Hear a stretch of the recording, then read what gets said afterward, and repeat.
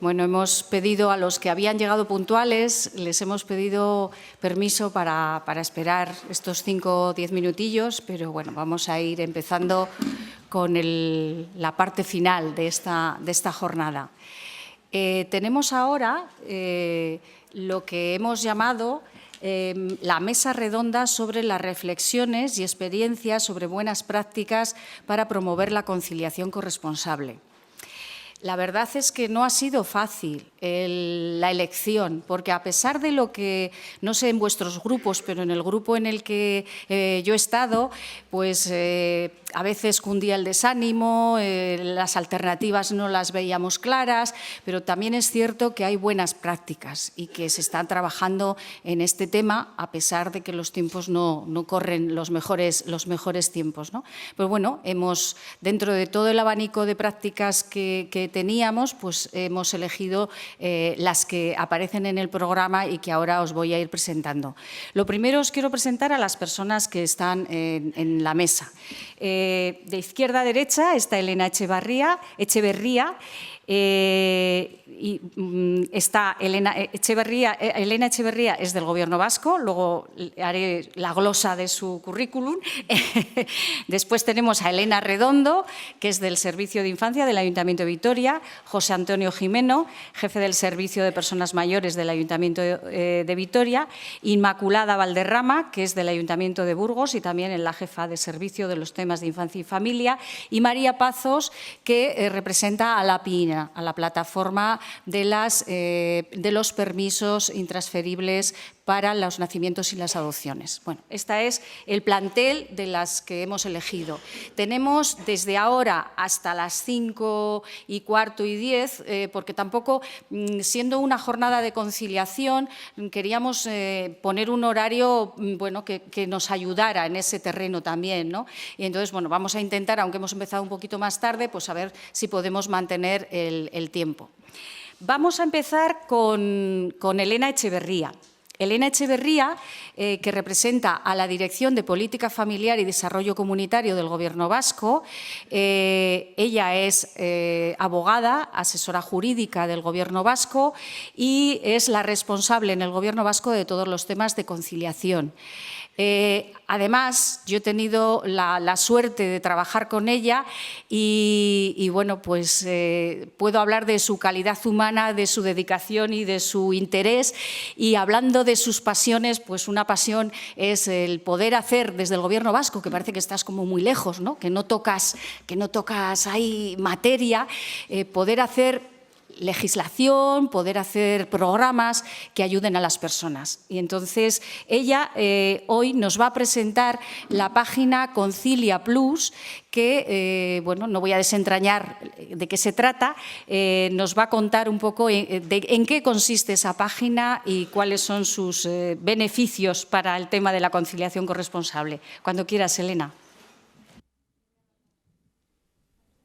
De pie. Bueno, lehenengo eta behin, arratsaldeon guztioi, eta Eusko Jaurlaritzak Gasteizko Udalari eskerrak eman nahi dizkio gonbidapen honengatik. Oso aukera ona da gure web orrialdea utarazteko. Mila esker. Bien, lo primero que voy a hacer es presentar la estructura de mi presentación, que básicamente responde a dos preguntas.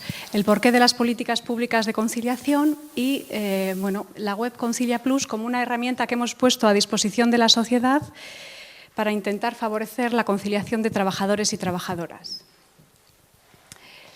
Cuando empezamos a trabajar el tema, la conciliación en el Gobierno, sobre el concepto, nos dimos cuenta de que se daba dentro de los distintos ámbitos que lo integraban, se producía una tensión, y era el hecho de que prácticamente socialmente la conciliación, todo el peso social recae sobre las familias y dentro de las familias sobre la mujer, y sin embargo las consecuencias de que las familias no puedan atender los problemas que a diario se les producen de conciliación, las consecuencias las padece a corto o medio plazo toda la sociedad. Entonces, la conciliación se configuraba como un fenómeno transversal que afectaba a distintos sistemas y además como un fenómeno complejo que hundía sus raíces en los valores culturales, en las estructuras sociales y económicas. Entonces, bueno, empezamos de alguna manera, el primer ámbito sobre el que recae la conciliación era todo el peso sobre la familia, pero el empleo y la producción estaban muy afectados. Del mismo modo, las administraciones públicas y el resto de los ámbitos podían trabajar en favor de ella. Entonces, ¿el porqué de las políticas de conciliación? Porque cuando los trabajadores y trabajadoras conciliamos, cuidamos, atendemos mejor a nuestros hijos, por lo tanto disminuye el fracaso escolar, porque aumenta la natalidad, porque cuidamos mejor a las personas, a los familiares dependientes, porque disminuye el estrés y las enfermedades relacionadas, aumenta la productividad y se consiguen mayores cuotas de igualdad. En definitiva, porque cuando conciliamos, los trabajadores y trabajadoras nos sentimos más realizados, somos más felices y ello beneficia a toda la sociedad en su conjunto. Por lo tanto, la conciliación, trabajar en políticas de conciliación era trabajar en prevención. Y si hay el segundo ámbito en el que la conciliación tenía especial efecto era en el ámbito del empleo y la producción.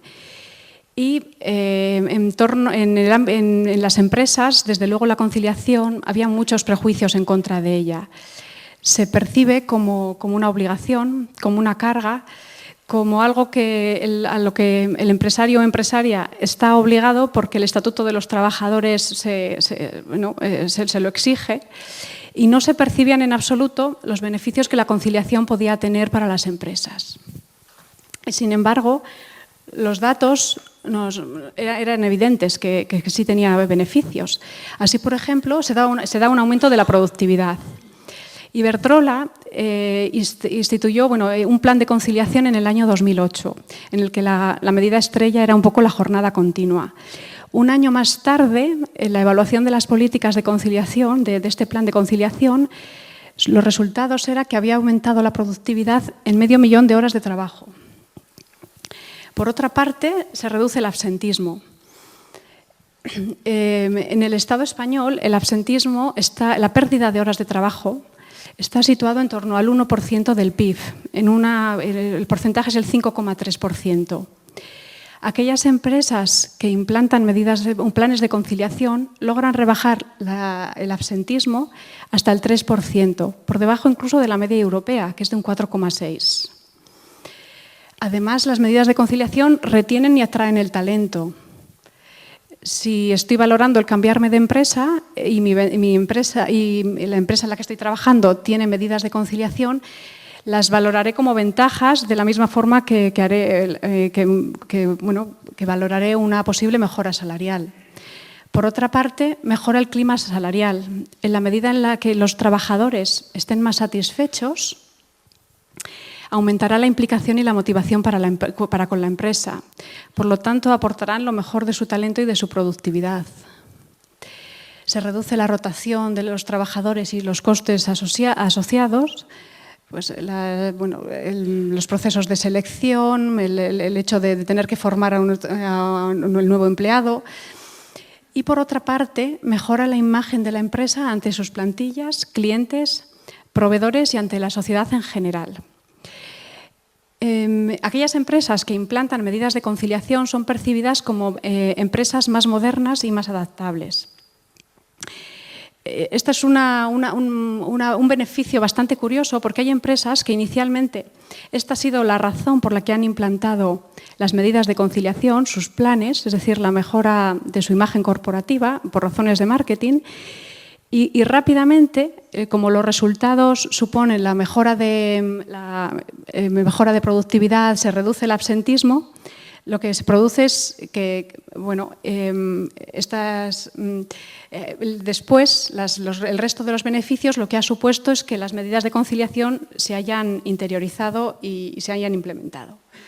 Entonces, nos planteábamos cómo podíamos favorecer la conciliación en el ámbito del empleo y la productividad.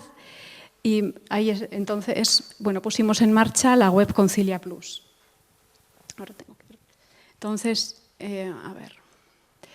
lo que voy a hacer, me voy a meter en ella para que a través de la propia navegación en la página pues consigáis, bueno, la conozcáis. El objetivo de la presentación es que la conozcáis, que conozcáis los contenidos y las herramientas que tienen y suscitar el interés para que en el momento en que la necesitéis sepáis que está ahí. Entonces, esta es la estructura, está estructurada en medidas de conciliación. Las medidas son, voy a ver, cuando se despliegan, está estructurada por las medidas que están recogidas en los textos legales y aquellas otras medidas que no están recogidas en los textos legales son introducidas o bien por la negociación colectiva o bien por los pactos individuales.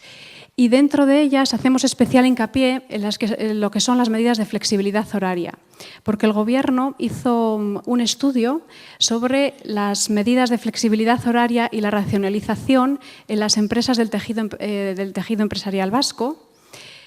Y de ese estudio se extrajo una metodología y finalmente se puso en marcha un proyecto piloto en 3 empresas de distintos tamaños, ámbitos y de entre los 3 territorios históricos, que son Euskaltel, Bellota Herramientas y Vadillo Asesores. Entonces, tanto el estudio como su resumen ejecutivo, la metodología y el pilotaje que se hizo en las 3 empresas con los resultados está expuesto en la web, en un apartado específico.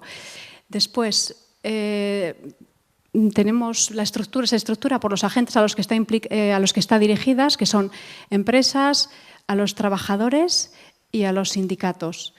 Principalmente el objetivo era poner en valor que el implantar medidas de conciliación en las empresas no solamente supone un coste inicial, sino que es una inversión. Se va a recuperar a medio y largo plazo por los beneficios que tiene. Entonces, bueno, se van desarrollando los beneficios, que son básicamente los que os he contado antes, pero también hay linkajes y a lo que son, bueno, pues otras webs que hablan sobre ello y a estudios. Y también se introducen consejos para introducir la conciliación en la negociación colectiva. De la misma forma, cuando hablamos de los sindicatos y cuando bueno, pues exponemos a en el apartado de trabajadores, en los 3 apartados, se explican las medidas y cómo ejercitarlas, lo que supone, y en este ámbito de los trabajadores también se explica un poco los beneficios que la corresponsabilidad tiene en la familia y la pareja. Pero quizás lo más interesante de la web son las herramientas que contiene. Entonces, hay una herramienta de autodiagnóstico a través de la cual se trata de establecer cuál es el estado de la conciliación en una empresa determinada. Se van contestando, el autodiagnóstico plantea una serie de preguntas que tratan de determinar cuáles son las necesidades de conciliación de la plantilla y finalmente lo que se obtiene es un informe de evaluación con consejos y recomendaciones sobre cómo mejorar la conciliación. En el año 2013 han sido 2.249 empresas las que han hecho su informe de autodiagnóstico. Por otra parte, la segunda de las medidas es el cálculo de costes y beneficios.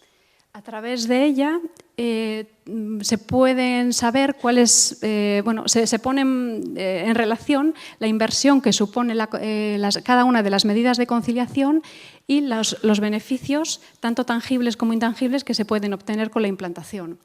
Así, por ejemplo, si cogemos esto, se van explicando qué es, qué características tiene, quién puede solicitarlo, cuáles son sus requisitos, qué se subvenciona y finalmente tiene la herramienta de la calculadora. Se van rellenando una serie de parámetros económicos y finalmente, bueno, pues aquí lo que vamos a obtener es una cuantía económica que además se va a poner en valor con las ayudas, subvenciones, bonificaciones de seguridad social que se obtienen en cada una de las medidas y nos permite hacernos una idea del coste económico o inversión que supone cada una, la implantación de esa medida. A continuación tenemos la herramienta de trámites que trata de ofrecer información útil a empresas, trabajadores y autónomos sobre las ayudas, bonificaciones y subvenciones y sobre todo la tramitación administrativa que hay que hacer para la implantación de las medidas, con enlaces a los textos legales y también a las propias plantillas de seguridad social, del INEM, que habría que rellenar con consejos prácticos para ponerlos en marcha.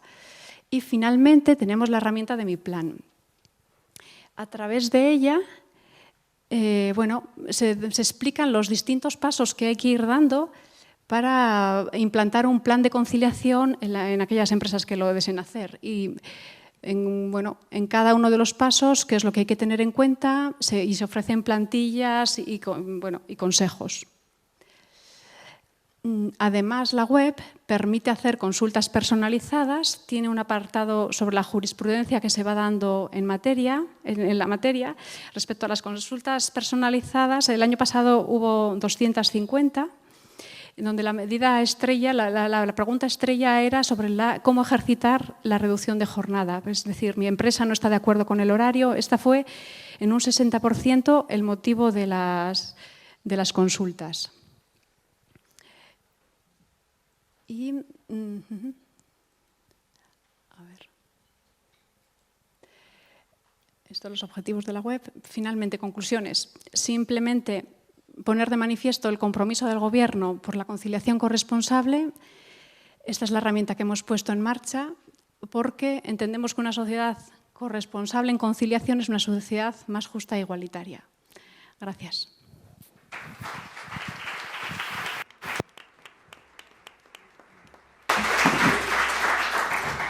Muchas gracias, Elena, porque no solo te has ajustado, sino que te has sobrado aquí un poco de tiempo.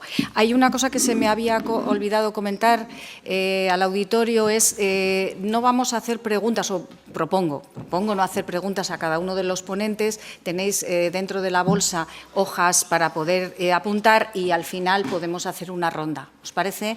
Entonces, vamos a continuar. Y ahora vamos a continuar con el Ayuntamiento de Burgos y concretamente con Inmaculada Valderrama Alcalde, que es psicóloga y diplomada en Magisterio, que lleva 22 años trabajando en el Ayuntamiento de Burgos y, bueno, pues que mucho, ¿no? Suena mucho. Pero eso es un mérito. Tal como está la cosa, es un mérito. Parece mentira, parece mentira.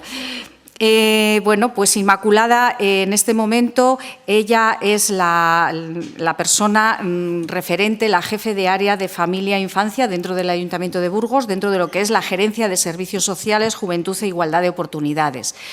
Ha gestionado diversos programas y gestiona diversos programas que tienen que ver con programas psicoeducativos, de educación en familia, de apoyo en situaciones de separación y divorcio, de educación afectivo-sexual, de programa de apoyo a las familias y de escuelas infantiles, pero viene a contarnos en concreto el servicio de cuidados a la infancia. Ese es el programa estrella que para esta jornada hemos seleccionado y, bueno, pues Inmaculada, cuando quieras, tienes tus 20 minutos. Muchas gracias. Gracias, Loli. Gracias a la organización. No sé si funciona. Un poquito más fuerte, porque se tiene que encender. Sí, vale. Aquí, dale más fuerte. Ahí va, perfecto. Bueno, sí. Hola, gracias, buenas tardes. Gracias por la presentación, Loli, gracias por invitarme, gracias a Elo por la organización tan esmerada y, bueno, gracias a vosotros por estar todavía con los ojos abiertos, la mayoría, qué bien. Bueno, ya que he hablado en los inicios de que cuando yo empecé en el Ayuntamiento de Burgos, realmente mi puesto de trabajo entró cuando empezaron las políticas de mujer, en el 92. Recién salida de la facultad de psicología y, bueno, como asesor psicóloga en todo el tema de mujer que en el año 92 empezaba por lo menos en Castilla y León. Este programa lleva funcionando, el que he venido a presentar, el Servicio de Cuidado a la Infancia, pues desde el año 1998 en Burgos. Realmente surgió desde la óptica de mujer, como no podía ser de otra manera. La pena es que casi sigue siendo actualmente utilizado principalmente a quien más beneficia, aunque está dentro del área de familia, es a las mujeres. Pero bueno, entendemos que siempre que apoyamos a la familia, la más beneficiada muchas veces es la mujer, realmente es así. El servicio surgió, su origen, pues dentro del apoyo psicológico, de terapia familiar que hacíamos a mujeres. Había muchos casos de familias monoparentales, todavía no había inmigración en ese momento, o por lo menos no representativa entre los casos que veíamos, pero sí mucha monoparentalidad de mujer con mucho estrés añadido, con el cual la terapia familiar puede hacer un trabajo, pero no milagros. Lo que necesitaban a veces eran manos, eran cuidados, era un apoyo instrumental para realmente poder sacar adelante su proyecto vital.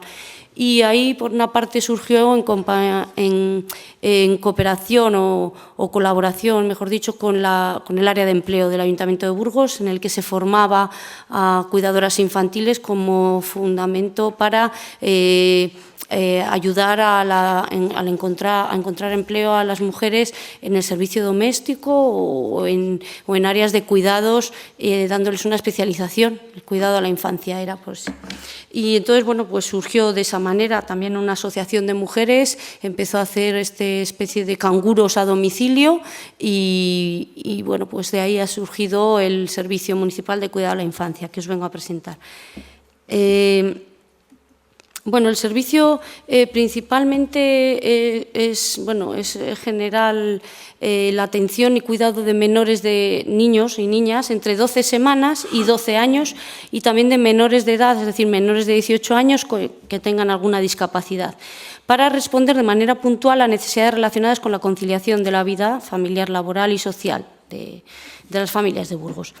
En el servicio se atienden las necesidades de los niños desde el ámbito de las necesidades básicas, de alimentación, sueño, comida, a otras de tipo lúdico o educativo, en el tiempo que están a nuestro cuidado, digamos. Los objetivos, por tanto, son la primera es a la protección de los menores. Esto surgió, bueno, lo tenéis todo en la web del Ayuntamiento de Burgos, hay un reglamento que lo regula, una ordenanza de precios, tiene un pequeño precio que luego lo vemos. El cuidado de los menores surgió también, la Concejalía de la Mujer se creó después, yo seguí en el área de familia e infancia, digamos, englobando un poco la parte de menores, y el servicio se quedó en el área de familia, en parte porque la prioridad es la atención de los menores. Es decir, lo que íbamos viendo es que había familias que por no saber con quién dejar a los niños les dejaban solos, sobre todo cuando empezó a haber inmigrantes en la ciudad, ¿no? Tienen a lo mejor en su cultura es más fácil entender que un niño de 8 años se quede a cargo de un hermano de 5 y otro de 3. En nuestra sociedad todavía eso ahora no está. No lo podemos admitir, en parte porque la sociedad ha cambiado y las relaciones afectivas y sociales no son como eran antes. La vecina, el amigo no vive al lado, no está, digamos, la comunidad pendiente, es decir, un niño está en su casa, le pasa algo y le ha pasado. En estos otros países, o como aquí se vivía antes, pues a un niño le pasa algo y salía corriendo a casa de la vecina, pero ahora esas relaciones son distintas, con lo cual hay un riesgo alto de que los menores de edad o niños de 12, de 10, de 8 se queden a cargo de sus hermanitos. Entonces también surgió como protección a la infancia, es decir, que los niños, que sus padres o madres no puedan estar con ellos, estén en un sitio que esté garantizada su atención, ¿vale? Entonces, por eso es el primer objetivo actualmente, no tanto la conciliación, sino que esos niños estén bien atendidos.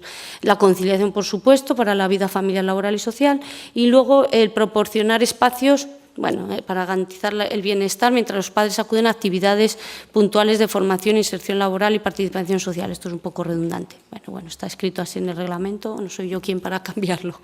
Bien, el servicio en general nació, como os he dicho, en el 98, de una manera especial, con los canguros por un lado y con la formación a cuidadoras por otro. Ahí es donde empezó el primer centro de día infantil que llamamos. Las modalidades de este servicio se dividen en 3. Tenemos centros de día infantiles, el cuidado a domicilio y el cuidado grupal. Son las 3 modalidades de utilización, de funcionamiento del servicio. Os lo explico. Los centros de día son instalaciones municipales creadas para el cuidado de estos niños. Actualmente hay 2 en distintos puntos de la ciudad.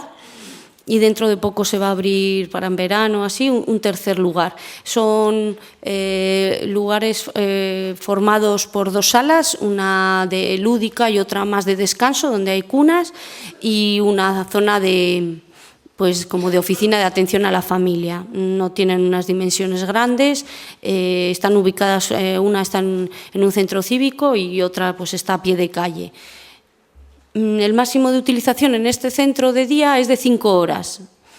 Y cuando es de lunes a viernes y cuando es en fin de semana, de 8. Se trata de cubrir la jornada laboral en el fin de semana. Y entre semanas suele ser 5 horas. La capacidad de cada centro es de 20 niños. Y el precio es ahora mismo de la ordenanza que se ha mantenido el precio, aunque subió ahora 2 años bastante, antes era la mitad. 4,5 euros el día, es decir, tú le tienes que dejar 3 horas y le puedes dejar pues las 3 horas por el mismo precio que si le necesitas dejar 5 o 1, es 4,5 euros. Se hace un descuento a familia numerosa del 50% o 75% según la categoría, y también las personas que vienen con informe social, pues unas dificultades económicas, cuando viene avalado con un informe de trabajador social de los servicios sociales básicos, se les hace un descuento de hasta el 100%. El centro de día Ibalmasí, este os sonará la zona donde está, el barrio de Gamonal, Capiscol, ¿verdad? De hecho, no os riáis, pero ayer llamó Ana Rosa Quintana a este centro, no ella, creo que me dijeron que el equipo de Ana Rosa Quintana preguntando si había alguna familia que no se le podíamos decir, con dificultades, que viviera al lado de donde iban a construir el bulevar, en fin, aprovechan. Bueno, entonces ya sabéis dónde está. Ibalmasí está en el barrio de Gamonal y es el que está abierto todos los días del año, solo cierra Nochebuena y Nochevieja. El resto de días está abierto, de lunes a viernes tiene el horario de 8:30 de la mañana a 8:30 de la tarde, y el sábado y el domingo del festivo de 8:30 a 5:30. No os he dicho un poco los supuestos en los que, aunque luego viene... por los que se utiliza, por lo que cualquier persona o familia puede solicitar este servicio, pero básicamente no hace falta dar muchas explicaciones. Nosotros entendemos que si una familia, una mujer o alguien llama que necesita dejar a los niños, tiene razones para hacerlo, y en principio serían razones relacionadas con visitas médicas, con cumplimiento de un deber inexcusable, presencia del interesado para alguna gestión de juzgado o de cualquier de este tipo, pero también para acudir al sistema de salud, a los servicios sociales, tanto del mismo como de algún ascendiente o descendiente o de la pareja, participar en acciones de formación e inserción laboral, es decir, tú no trabajas, pero tienes un curso que te han llamado del INE o que te apetece hacer, ¿y qué hago con los niños? Pues tienes aquí para dejarlos. Una entrevista de trabajo, no sé con quién dejarlos, pues para esto, o quiero ir a una conferencia o una jornada como esta tan interesante, dices, pues, ¿dónde los dejo? Aquí. También para respiro familiar en los supuestos de parto múltiple, familias monoparentales numerosas, es decir, para ir a la peluquería. En un momento dado se puede utilizar. O acudir a actividades relacionadas con la participación social. Estoy en un consejo de barrio o estoy en una asociación, tengo la reunión de vecinos, la que sea. Para eso está, lo puedes traer, ¿vale? Luego ese es el centro Ibalmasí y este es el Pequeburgos, el que está ubicado dentro de un centro cívico. Está justo en la otra zona de la ciudad, en la zona sur. El que nos falta es el de la zona centro, que es el que está previsto que funcione para verano. Este de la zona Pequeburgos abre por las tardes y los sábados y vacaciones escolares por la mañana, de 9 a 14. De 9 a 14 horas porque nos han restringido ahora, era más amplio, hasta las 4:30, pero los centros cívicos, con el recorte de gastos del año pasado, cierran de 2 a 4 o de 2 a 5, de 2 a 5 de la tarde, por eso hemos tenido que recortar este horario, porque está ubicado dentro de un centro cívico, si no se podría alargar, pero bueno, de momento está así. Como os he dicho, la sala de juegos, la sala de descanso se ve detrás de aquella mampara del fondo, ahí están las cunas, que hay 3 cunas, y la zona de cambiadores y biberonería, ¿vale? El momento de acogida es quizá el más importante. Los niños, claro, no nos conocen, no conocen a las cuidadoras, le vas a dejar porque te ha surgido algo, entonces, bueno, es un momento muy importante. y al de despedida pues también, ¿no? Se ve ahí a la mamá que la niña, pues bueno. Los niños que se ven juegan, pues son de distintas edades, desde bebecitos hasta niños, pues como digo, de 12.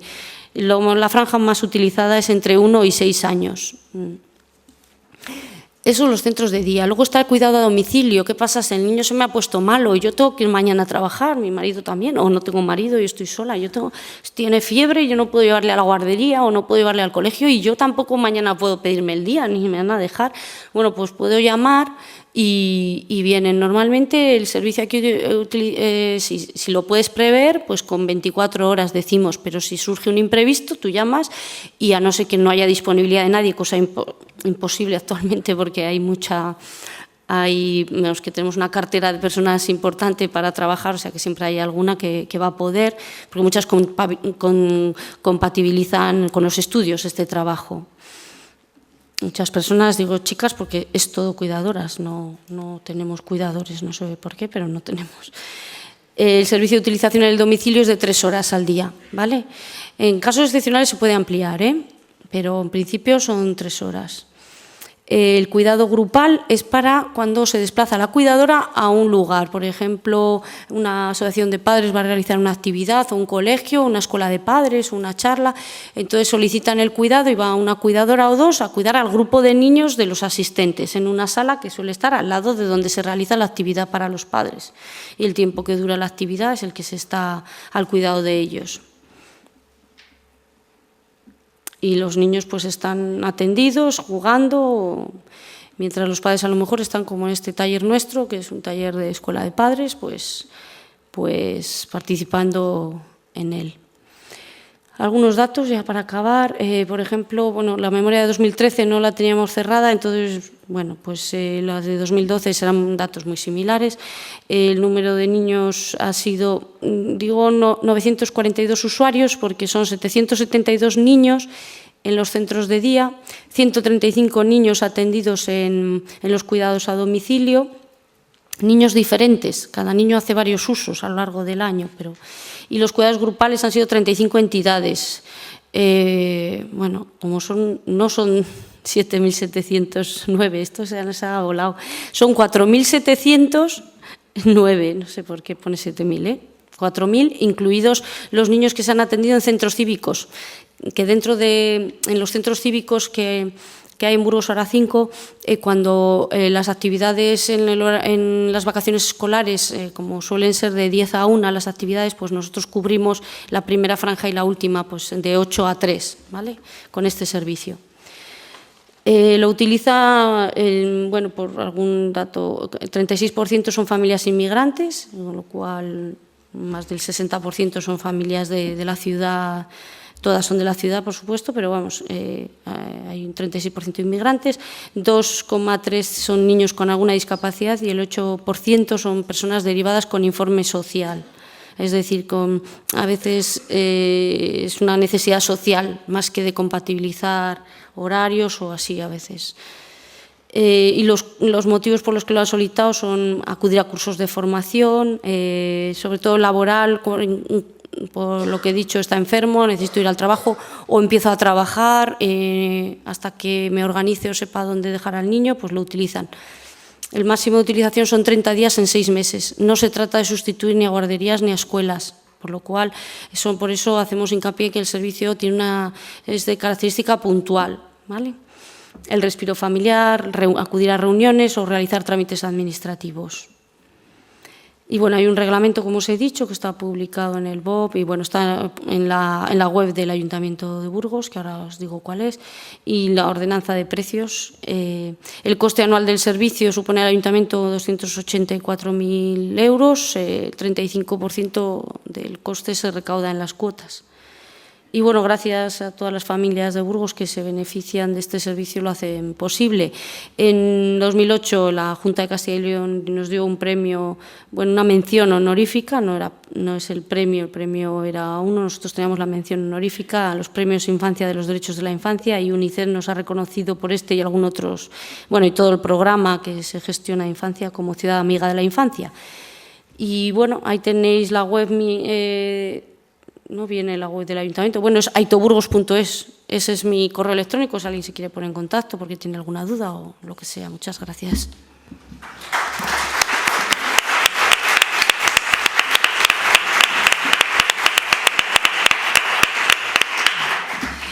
Pues muchas gracias, Inmaculada, por también atenerte a tu tiempo y también sobrarte un poquito. Estábamos hablando de niños, como veis, hemos pasado de lo que es el ámbito del Gobierno vasco y de una web que se dirige a las empresas, a los ciudadanos, a los sindicatos, a lo que es los contenidos más de trabajo directo con la gente, ¿no? Desde los servicios sociales, desde el trabajo que está en el día a día. Vamos a cambiar de tercio y, bueno, ahora vamos al Ayuntamiento de Vitoria. Y en el Ayuntamiento de Vitoria, esta mañana comentábamos con José Luis Cotelo, para los que lo conocéis y para los que no, con José Luis Pérez, que ha sido el moderador del segundo ponente, que efectivamente aquí tenemos un buen hardware que lo que nos hace falta es seguir manteniéndolo e ir metiéndole nuevas aplicaciones, ¿no? Entonces, bueno, realmente tenemos muchos dispositivos para atender por colectivos. Quizá no hemos tenido la conciencia de que cuando hacíamos esos servicios de centros de día, etcétera, estábamos fomentando la conciliación, pero ahí están. Pero sí que hemos traído hoy, y José Antonio nos va a presentar, ahora os lo presento también a él, un programa que sí va dirigido específicamente a ese tema. Bueno, José Antonio Jimeno. Pues José Antonio Jimeno pues también lleva 24 años en el Ayuntamiento. Es médico, licenciado en Medicina y Cirugía y máster universitario en Gerontología. Desde que entró en el Ayuntamiento ha trabajado como jefe del área de personas mayores y bueno, pues es un expertísimo en estas materias. Ha escrito muchos artículos, ha colaborado en distintas cuestiones y en distintas formaciones y también bueno, pues ha participado y ha sido el gestor pues, de distintos planes gerontológicos del Ayuntamiento de Vitoria en esta materia. Yo le comentaba a José Antonio, pues una presentación así, ¿cuál es qué te define? ¿No? Y decía, ¿qué te apasiona? Bueno, apasionarme, me decía, me gusta mucho cuando hay un nuevo servicio a poner en marcha, ese trabajo del detalle, de ir gestionándolo y trabajándolo poco a poco, ¿no? Bueno, pues con vosotros José Antonio Jimeno, que os va a contar el programa de ayudas a familias cuidadoras de personas mayores. Buenas tardes. Gracias, Loli. Gracias por estar aquí. Pues efectivamente, cuando pusimos en marcha este programa el año 2002 no hablábamos de conciliación. La verdad es que, sobre todo, en lo que pensábamos era en diseñar un programa, como su propio nombre indica, que apoyase a las familias que están cuidando a alguna persona mayor, sobre todo personas mayores que están en situación de dependencia. Y no en situación de dependencia necesariamente desde el punto de vista administrativo, es decir, que tenga necesariamente reconocido un grado de dependencia, sino que bueno, hay muchas personas mayores que son dependientes y que sin tener ese grado, ese reconocimiento, pues son dependientes para algunas actividades de la vida diaria. Yo quería enfocar la presentación hablando, lógicamente, en relación al programa, pero no describiendo solo la batería de servicios y de subprogramas que contiene. Me parecía muy interesante para entenderlo, me parecía necesario conocer quiénes son las personas cuidadoras, es decir, conocer las personas destinatarias del programa, porque conociendo cómo son, qué problemas tienen, en qué situación están, vamos a entender el porqué de la razón de ser del programa. Quería comenzar con esta reflexión que nos sitúa en el objetivo del programa. Las personas cuidadoras que afrontan la tarea de cuidar a una persona mayor con más éxito son aquellas que aceptan el hecho de que cuidarse a sí mismas es algo tan importante y tan digno como dedicar el esfuerzo a los cuidados de esa persona de edad avanzada. Esto es muy importante porque va a ser un indicador de éxito. En la medida que una persona cuidadora se cuide a sí misma, se preste atención, el cuidado de la persona mayor va a ser más exitoso. Sabemos quienes trabajamos en servicios sociales que las personas que habitualmente cuidan a mayores son familiares. Habitualmente porque es así, es decir, el cuidado más frecuente de personas mayores es el cuidado no profesional, el cuidado que a veces se llama informal y que presta normalmente algún familiar, como veremos ahora enseguida, en la mayoría de las ocasiones una mujer.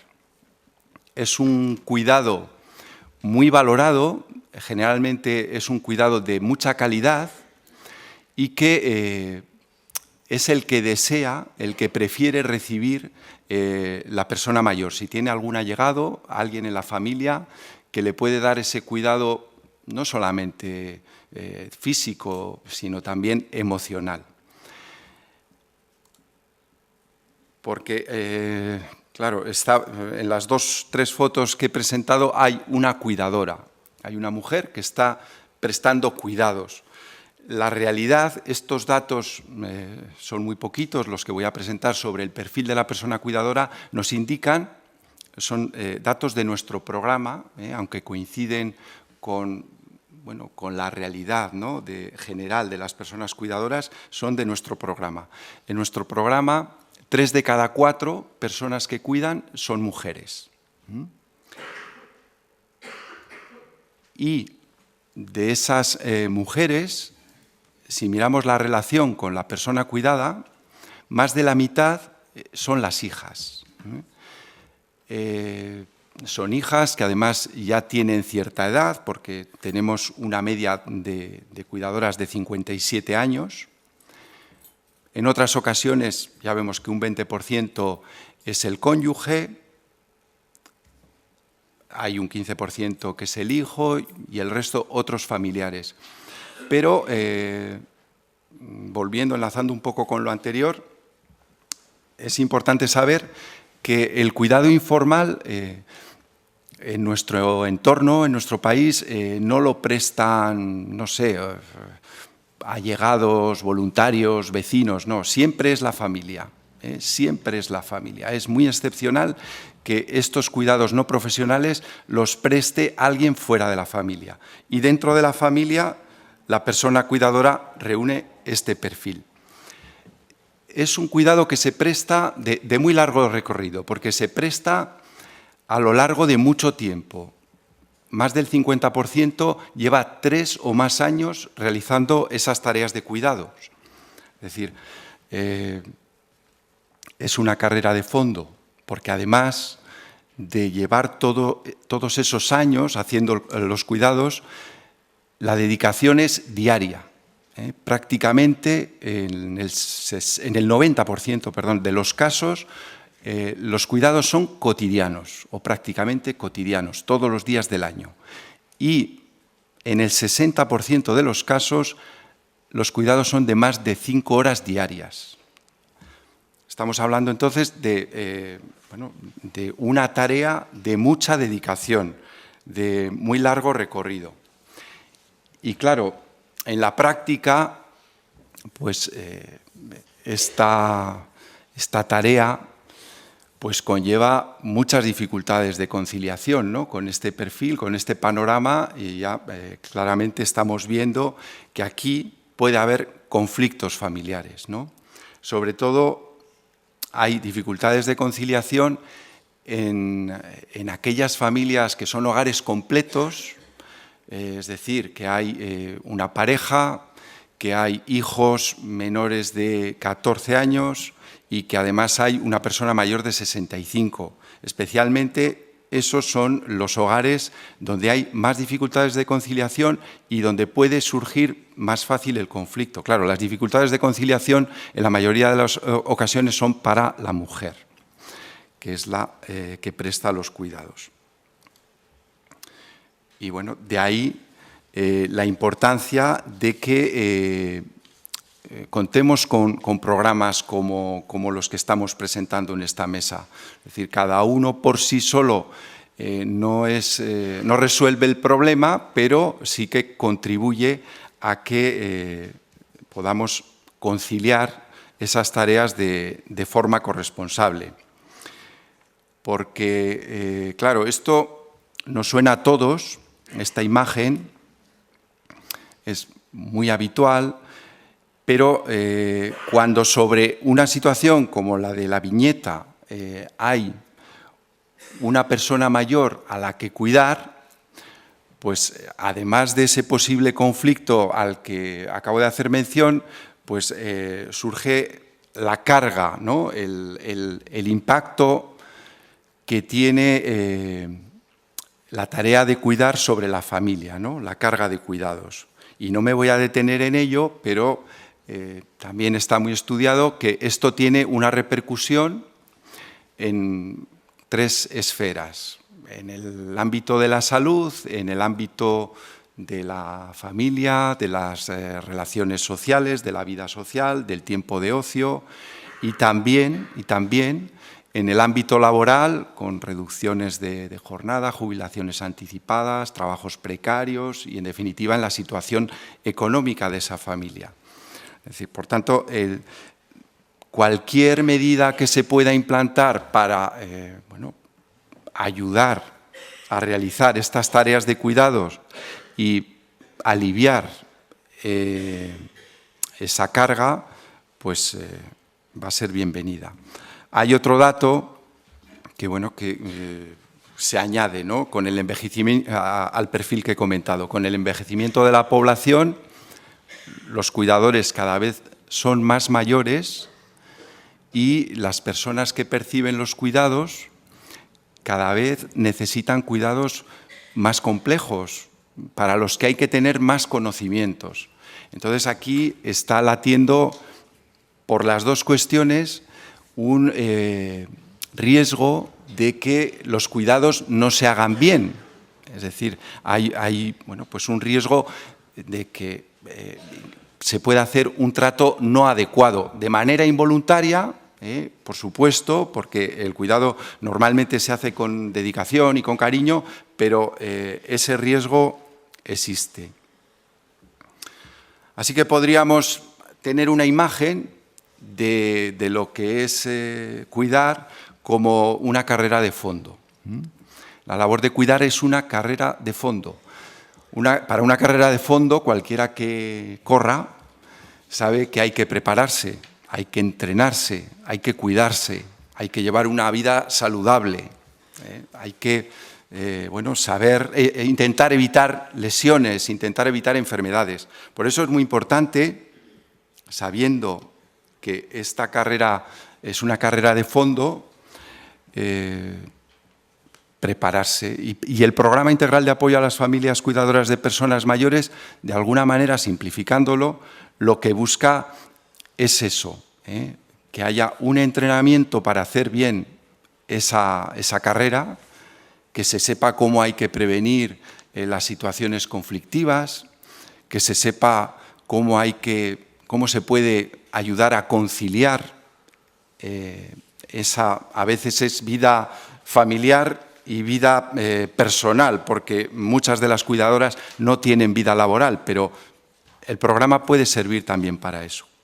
Entonces, el programa no ha sufrido en su estructura muchas modificaciones desde su origen, sí ha ido teniendo algunos ajustes y algunos... me dicen que me quedan 5 minutos, gracias. Ha ido adaptándose de alguna manera, ¿no? a lo que las personas cuidadoras nos demandaban, adaptándose a los tiempos. Se agrupa en 2 grandes grupos, o valga la redundancia, de servicios y programas. Por un lado, servicios de respiro, con una modalidad de centros de día de fines de semana, porque vimos que los centros de día para las personas mayores dependientes funcionan de lunes a viernes, no así otro tipo de servicios que son los servicios de atención diurna municipales, pero viendo esa carencia se puso en marcha ese centro de día de fines de semana, un servicio de acompañamiento y cuidado profesional, también como Respiro, que es un servicio, al igual que el centro de día, muy bien valorado y que realmente supone un alivio para las personas que cuidan. Y un grupo de actuaciones que llamamos programas psicosociales, que aglutinan pues, actividades de tipo informativo y de asesoramiento, formativas a través de seminarios, de charlas, grupos de ayuda mutua, el apoyo psicosocial individual o familiar y los encuentros de cuidadores. El centro de día de fin de semana funciona como los centros de día entre semana, pero con una diferencia, que es que el horario de incorporación es flexible y cubre hasta la hora de la cena. También cuenta con un transporte adaptado y en los casos que se utiliza, pues supone un verdadero respiro, ¿no? El servicio de acompañamiento y cuidado profesional, como su nombre indica, se realiza mediante trabajadores familiares profesionales y pues lo que permite también es que puntualmente, a lo largo de unas horas, que pueden disfrutarse de manera espaciada en el mes, pues la persona que realiza los cuidados pues pueda, oxigenarse, ¿no? Pueda salir con sus amigas para ir al cine o para tomarse un café o algún día para ir a cenar, porque también se cubre en horario nocturno. Y no solamente los cuidados son en el domicilio o el acompañamiento es en el domicilio, también se hace acompañamiento fuera de él y eventualmente en las hospitalizaciones. Se realizan continuamente actividades informativas y de asesoramiento por parte de la trabajadora social que está llevando el programa, una batería en permanente actualización de actividades formativas para enseñar habilidades de cuidado y de comunicación a las personas que cuidan, cómo afrontar el estrés, cómo manejar problemas, temas de comunicación. Funcionan los grupos de ayuda mutua que se mantienen a lo largo del tiempo, a lo largo de todo el proceso de cuidados.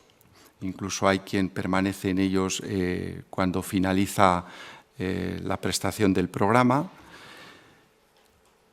El apoyo psicosocial individual o familiar es la modalidad de intervención con la que se consiguen más mejorías en el estrés que se asocia al cuidado.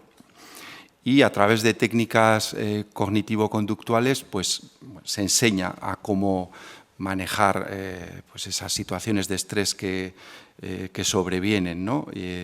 Cómo aprender a relajarse, se enseña, pues también se dan consejos sobre cómo promocionar la autoestima, cómo resolver problemas, cómo conciliar, cómo trabajar la corresponsabilidad, es otro aspecto que se trabaja también desde el apoyo psicosocial. Y hay una última modalidad, que es la de los encuentros de cuidadores, que se organizan puntualmente en entornos que buscan que los cuidadores y sus parejas normalmente salgan del hábito cotidiano de los cuidados, ¿no? Aquí también pues, se intenta trabajar la corresponsabilidad, que mejore la comunicación entre ellos y que pueda haber pues, una vivencia gratificante pues, de ir a ver una obra de teatro, de participar en una sesión de biodanza, de tomarse un café en torno a una actividad de tipo cultural. Termino como había empezado esta charla. Es un poco hedonista, pero manteniendo esa idea. Es importante cuidarse para poder cuidar. El programa, yo creo que, ya lo he dicho, no es la solución, ¿verdad?, para los problemas de conciliación, pero sí que aporta un granito de arena para aquellas personas que están realizando esta labor a veces tan ingrata. Muchas gracias.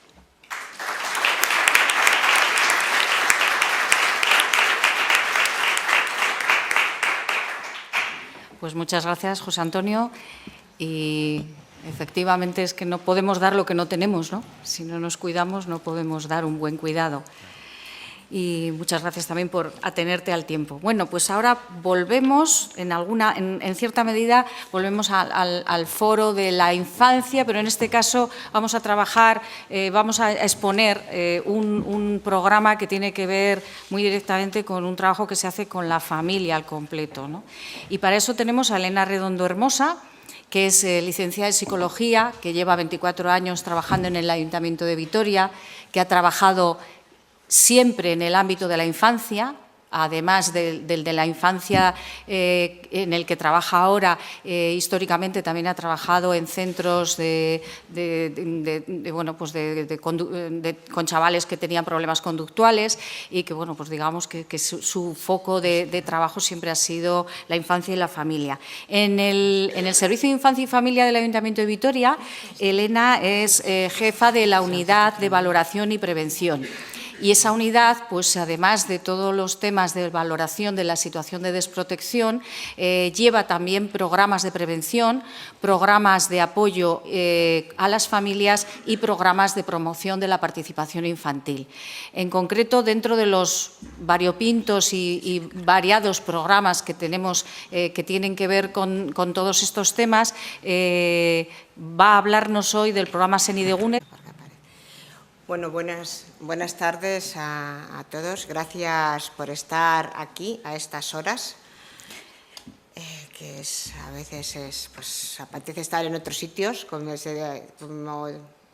apetecería conciliar, si tenemos que conciliar nuestros tiempos. Pero yo os quiero hablar del programa Senidegune, de que os ha comentado Loli. Como os ha comentado Loli, hay los programas, que a veces el programa Senidegune viene desde el año 2006, cuando pensamos en él, o el Servicio de Infancia pensó en él para ponerlo en marcha, pues tampoco era un programa que su objetivo específico era la conciliación y la corresponsabilidad,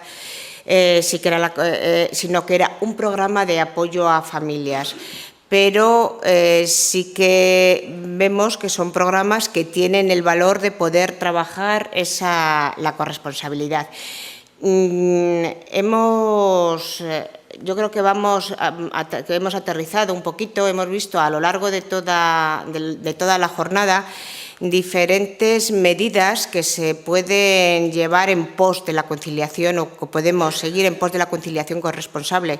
Se ha visto que es necesario unas medidas políticas, pero también me ha gustado oír que es necesario entrar en la vida cotidiana para trabajar la conciliación corresponsable. Yo creo que el programa Senidegune puede ser un ejemplo, una práctica de trabajar estos temas desde la vida cotidiana, desde la cotidianeidad. Lo que os presento como presentación del programa Senidegune son las portadas del folleto de difusión del programa, que le podéis encontrar en la bolsa con la que os han entregado. Este es el folleto que utilizamos para difundir el programa y para darlo a conocer a las familias de la ciudad que quieren participar en él. Yo voy a ilustrar mis comentarios sobre el programa con fotos tomadas en un propio taller de Senidegune.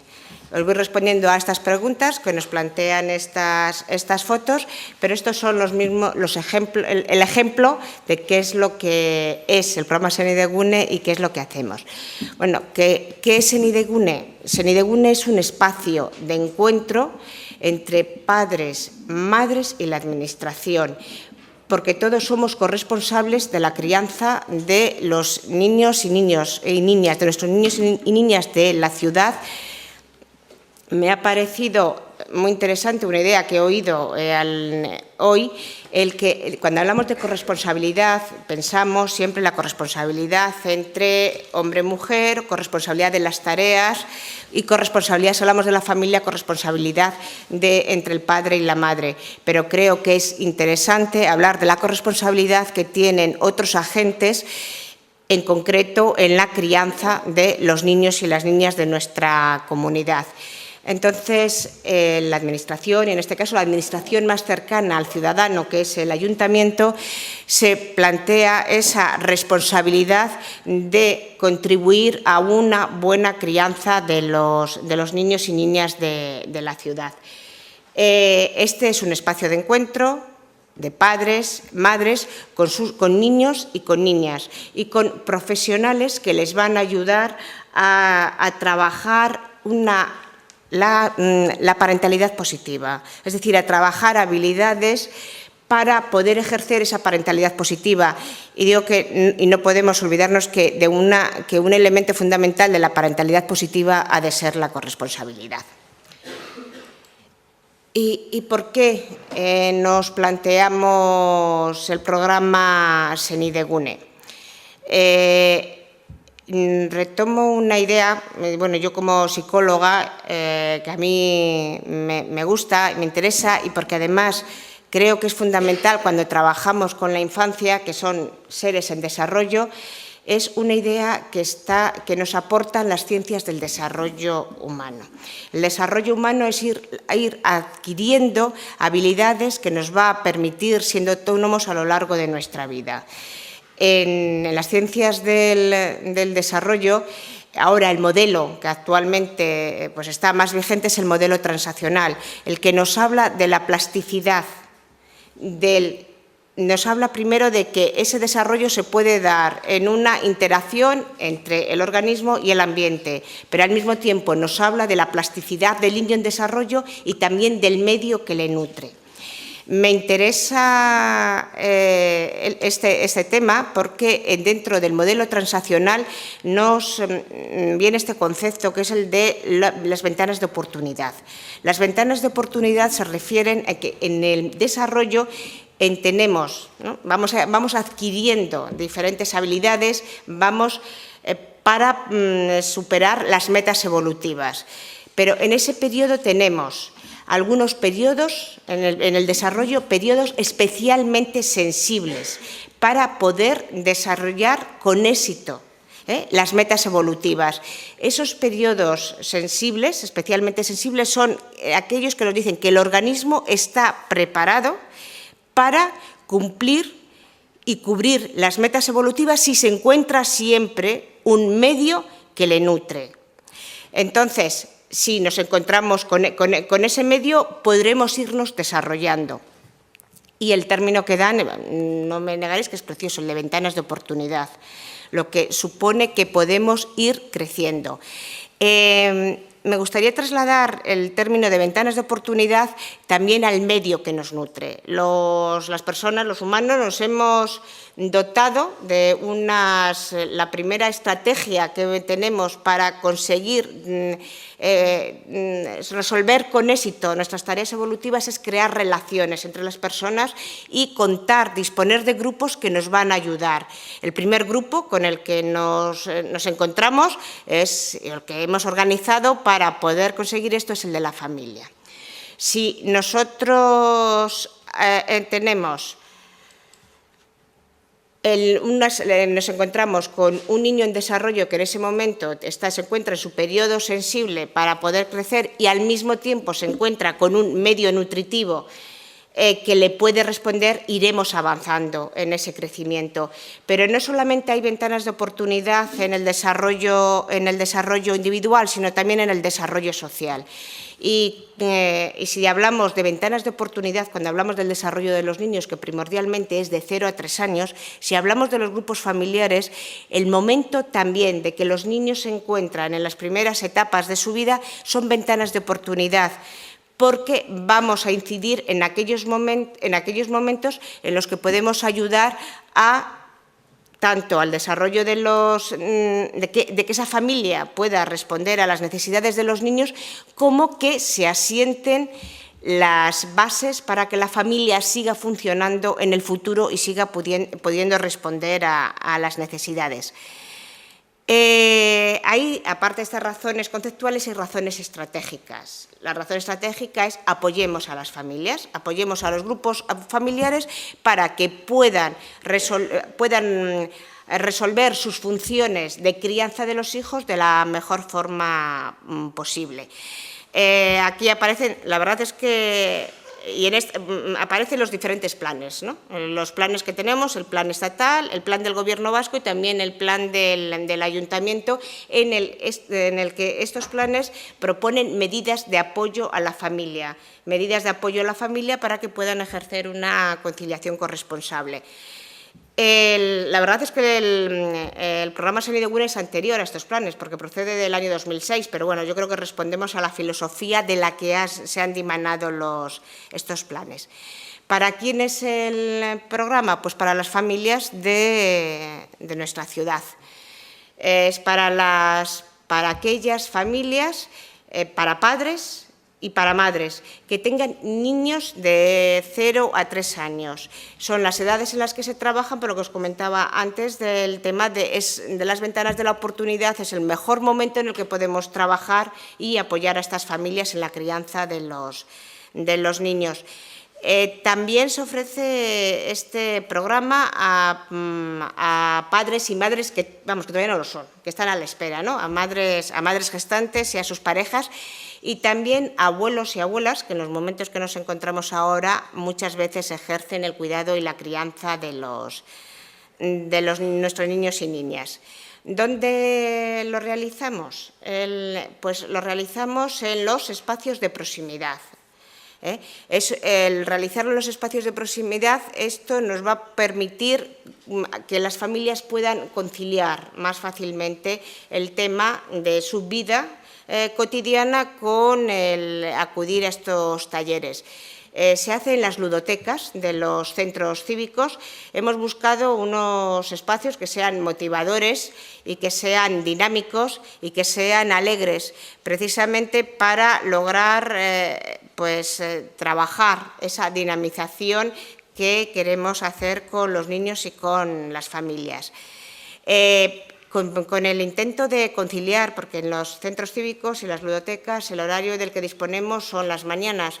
Entonces, para poder conciliar con otros horarios, también se ofrece en colegios, en varios colegios de la ciudad. ¿Y qué hacemos? Son grupos de padres y de madres. Los padres y las madres acuden con sus niños a los talleres. En estos talleres se desarrollan actividades dedicadas a los padres y a las madres y actividades a los niños y al mismo tiempo actividades conjuntas. Los grupos son llevados por un formador y por un monitor. Aquí sí que el monitor es un chico. Contamos con un hombre, el monitor en el taller. Los monitores, mientras están trabajando los padres los temas de la crianza, entonces el monitor con los niños se realiza dinámicas de juego. A los padres, al mismo tiempo, o a los padres, a las madres, se hace una dinámica, hay un formador que trabaja con dinámicas grupales en las que, mediante diferentes técnicas y promoviendo espacios de reflexión y discusión, se trabajan los temas que interesan en relación con la crianza de los hijos, la crianza de los niños en un amplio sentido de la palabra, Pero no solamente lo importante del trabajo de Senidegune no cae en el peso del formador, sino cae en el valor del grupo, el valor de todos los padres y de todas las madres que acuden a ese taller, porque se pretende que el trabajo que se hace en el taller sea experiencial, se basa en la experiencia que tienen los propios participantes del grupo y se trabaja con un conocimiento paralelo. Es mucho más fácil asimilar el conocimiento de las personas que están viviendo la misma experiencia que tú y más interesante. Entonces, el formador viene a ser un dinamizador, pero quienes están gestionando el conocimiento es todo el grupo. Hay actividades compartidas entre los padres, las madres y los niños. Al principio de la sesión se realiza una actividad, por ejemplo, que aquí veis, de una dinámica de canciones de apropiación del espacio entre los padres y los niños y la apropiación de la tarea. Y luego se finaliza también con dinámicas lúdicas entre padres y con los padres, las madres y los niños. ¿Y para qué hacemos esto? Pues hacemos esto para contribuir como administración a una mejor crianza de nuestros niños y de nuestras niñas. Pero lo que queremos es ayudar a las madres y a los padres a poder ejercer como padres y como madres, pero es como conciliar dos temas, ¿no? Es el tema de la responsabilidad de ser padres y madres, ejercer esa responsabilidad, pero conciliándolo con una vivencia de bienestar de la familia y de bienestar en la actividad que se está realizando. Teresa comentaba esta mañana, me hubiera gustado hablarlo con ella, que la responsabilidad de ser padres no se puede, bueno, no creo que no lo ha dicho exactamente así, pero en algún momento ha dicho que no se puede disfrutar, que no hay que disfrutarla, hay que ejercerla. Yo creo que si habláramos llegaríamos a un acuerdo. Sí que es verdad, hay que ejercerla, la responsabilidad de ser padres y madres es bastante estresante, pero se puede ejercer también desde, digamos, el disfrute de estar haciendo esa actividad. Y quiero resaltar esto porque decimos para qué os he hablado de corresponsabilidad, y esto es una actividad para la corresponsabilidad. Y aquí solamente os pongo un niño y una madre. Nos falta otra parte de la familia, que es el padre. Es un taller que pretende trabajar la corresponsabilidad como un tema transversal, pero la verdad es que la mayor parte de los usuarios de nuestros talleres son madres. Son madres. Los padres acuden poco a los talleres.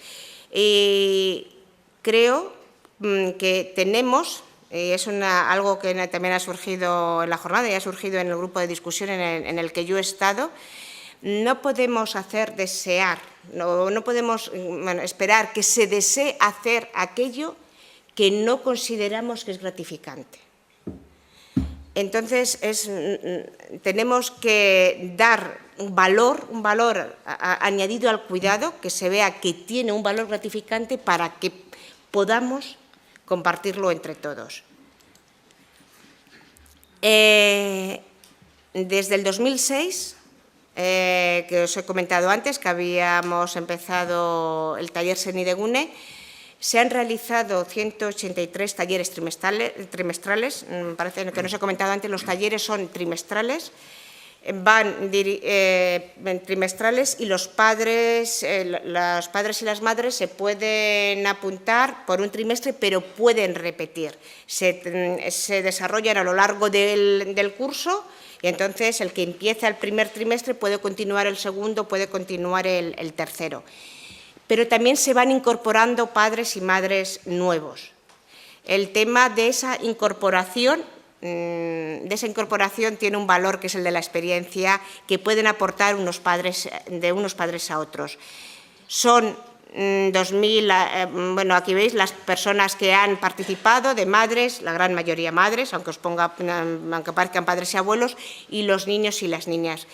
Y solamente, ya sé que no me queda tiempo, pero para terminar, cuando he hablado del programa Senidegune como un programa en el que se trabajaba la corresponsabilidad. Yo me acerqué a ver un taller para conocerlo, pues, porque lo que decíamos, para conocer la práctica en el mismo sitio que se estaba realizando, y a mí lo que me sorprendió es que es un auténtico ejercicio de conciliación, y no me refiero a conciliación laboral y familiar, sino al concepto de tiempo de vida del que hemos hablado. Aquí las madres estaban conciliando su responsabilidad de madres con el disfrute de estar en el grupo, con la red, el apoyo social que se ha creado entre ellas. Estaban haciendo ese tiempo, conciliando esos diferentes tiempos para enriquecer todos ellos. Y puse conciliando, pero después de oír a Teresa, a lo mejor tendría que haber puesto es el tiempo de vida. Bueno, gracias por vuestra atención.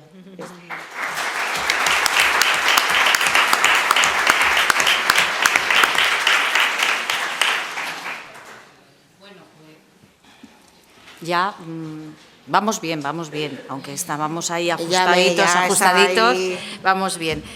Bueno, tenemos ahora con nosotros a María Pazos Morán. Y ¿vas a cambiarte de sitio? ¿Cómo quieres hacer, María? ¿Utilizas? Sí. Ahí espera. Vale. Bueno,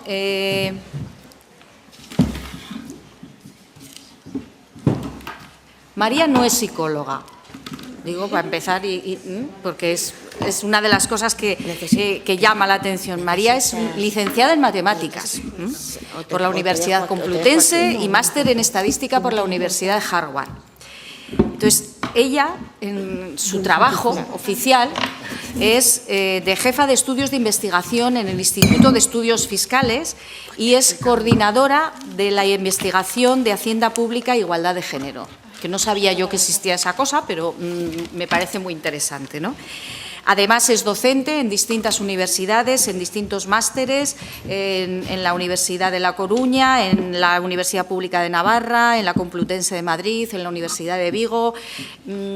Tiene innumerables artículos con unos títulos muy seductores que te dan ganas de entrar a todos ellos a leerlos, muchísimos libros y muchas aportaciones. Y, claro, la pregunta obligada era, María, ¿tu pasión cuál es? Porque, claro, eres matemática, trabajas en el tema de género y dices, soy feminista. Mi pasión es el feminismo y el trabajo desde la perspectiva de género. Y aquí está ella a hablarnos como representante de la plataforma de permisos iguales e intransferibles para las adopciones y los nacimientos. Y, bueno, pues tienes tu tiempo. Además, yo quería resaltar también que María hoy la vamos a tener por partida doble. Tenemos la suerte de que a las 7:30 de la tarde nos va a presentar un libro que acaba de escribir, o sea que está recién salido del horno, que se titula Desigualdades por ley, las políticas públicas contra la igualdad de género, sugerente. Dan ganas de leerlo y de ir a escucharla, y va a estar a las 7:30 de la tarde en el centro de Ignacio Aldecoa, la Casa de Cultura de Ignacio Aldecoa, para quien quiera estar escuchando sobre su libro. Pero aquí viene eso como representante de la plataforma y vamos a escuchar sus aportaciones. María, cuando quieras. Arratsaldeon. Muchas gracias, Loli, por tu presentación, gracias a Elo, gracias al Ayuntamiento de Vitoria y por invitarme a compartir mis reflexiones y experiencias, y también por dejarme venir a Vitoria, que siempre es maravilloso. Bueno, yo antes de empezar quería deciros, por favor, que nadie se vaya sin el folleto de la Pina. ¿Lo habéis cogido? Bien. Si no, hay más ahí fuera. Eso para que no se me olvide. En realidad, yo vengo aquí, esta mesa se llama de buenas prácticas, ¿no? Pero lo que yo voy a presentar es una no buena práctica. No en el sentido de que no sea buena, ni de que no sea práctica, porque es una buena práctica, pero no es. O sea, no está. O sea, no existe. Es decir, no es una práctica que exista ya, es, por tanto, una reivindicación. Y la reivindicación es la reivindicación de permisos iguales, intransferibles y pagados al 100%. Es decir, en la práctica, en España, en el Estado español, en todos los territorios, se concretaría en que el permiso para los padres o el otro progenitor, que actualmente es de 2 semanas, llegue a ser exactamente igual que es el de ahora de las madres, o sea, sus 16 semanas. Esta es la reivindicación, así de simple. Bueno, pues yo con todo, tengo aquí una presentación que no voy a utilizar mucho porque además tengo poco tiempo, pero a ver dónde estaba mi presentación. ¿Ha desaparecido? Ah, no. No, esta vez ya no. Sí.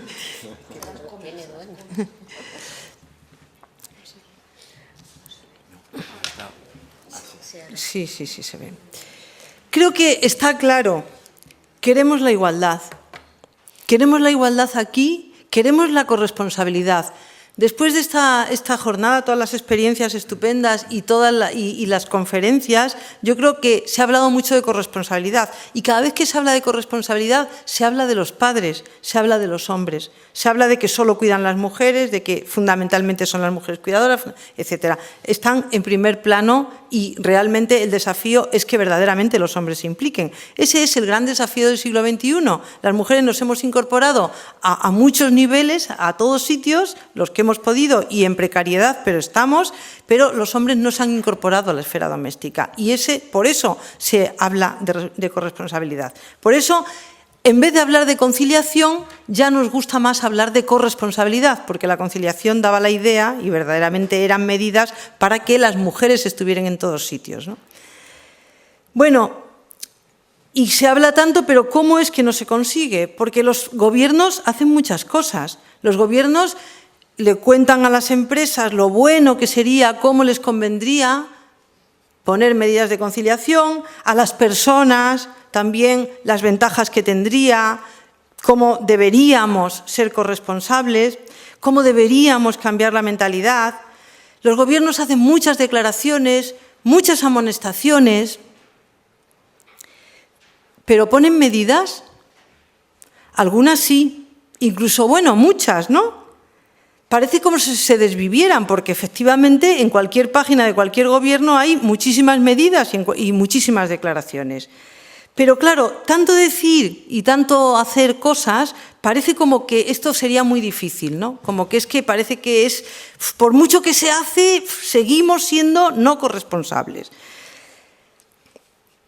Y la cuestión es, ¿realmente se nos ofrecen verdaderamente las condiciones para que seamos corresponsables? Porque, mirad, lo que os decía, ¿no? Efectivamente, la gente quiere ser corresponsable. La familia ideal que declara la gente es la familia de lo que se llama personas sustentadoras cuidadoras en igualdad, técnicamente, esta familia. El CIS lo pregunta de vez en cuando y pregunta por qué tipo de familia. Ahí están los 3 tipos de familia. La primera familia, donde solamente una persona tiene trabajo remunerado y la otra se encarga del cuidado del hogar y de los hijos y las hay, la quiere muy poquita gente, menos de un 10%. La familia donde el hombre colabora accidentalmente la quiere también un 15% menos, pero lo que quiere casi el 80% de las personas es la familia donde los dos tienen trabajo remunerado con parecida dedicación y ambos se reparten tareas del hogar y cuidado de los hijos si los hay. Esta es la familia corresponsable. Entonces, ¿qué se le ofrece a una pareja, por ejemplo, a una pareja joven que realmente quiere ser corresponsable. Es decir, que no es que quiera una paguita para cuidar cuando tu padre se pone malo y ya no puede ser porque tiene Alzheimer y necesita cuidados 24 horas. No quiere una excedencia para retirarse del mercado de trabajo. No, o sea, lo que quiere es mantenerse ambos, si los hay, o una persona sola, en el mercado de trabajo durante toda la vida. Mantenerse en el empleo, o sea, mantener tu empleo. Que no tengas que renunciar al empleo cuando hay necesidades de cuidar. Y si es una persona sola, no digamos ya, ¿qué se le ofrece a una madre sola? Bueno, pues esa es la cuestión. La cuestión es que nos tenemos que imaginar realmente la vida de la gente y si verdaderamente se puede ser corresponsable. Yo digo que no. Porque hay una cosa muy clara y que los gobiernos podrían hacer algo muy sencillo, que es lo que yo vengo a plantearos, a ver qué os parece.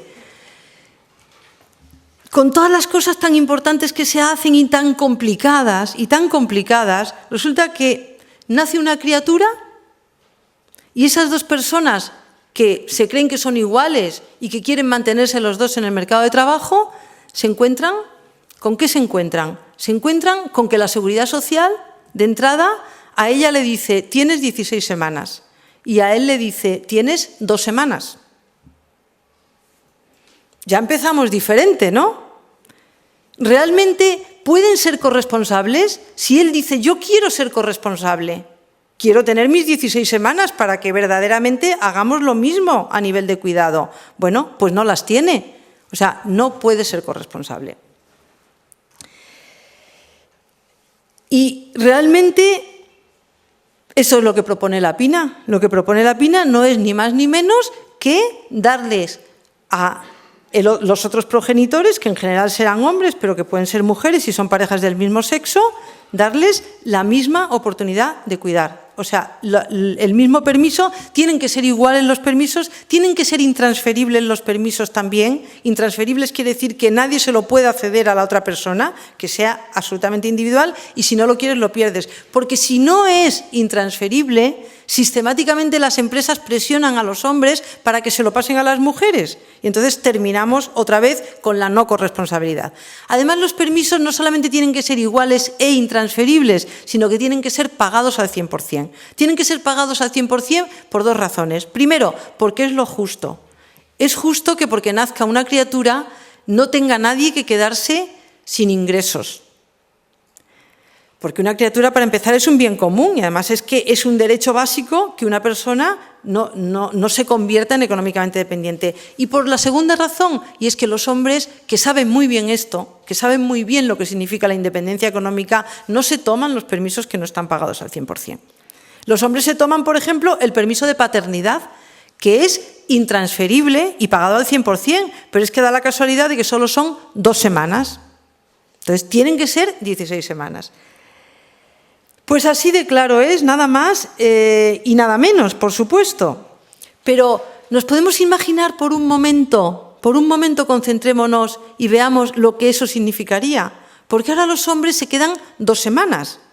Pero esas 2 semanas son simultáneamente con la madre, que además es necesario porque es una situación de emergencia familiar. El problema es que luego cuando termina esa emergencia familiar, la madre se queda cuidando y él se va a trabajar.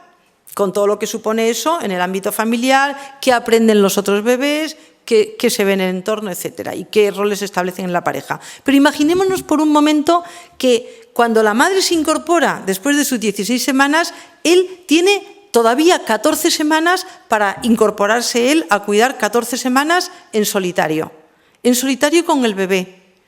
¿Os imagináis lo que eso significaría?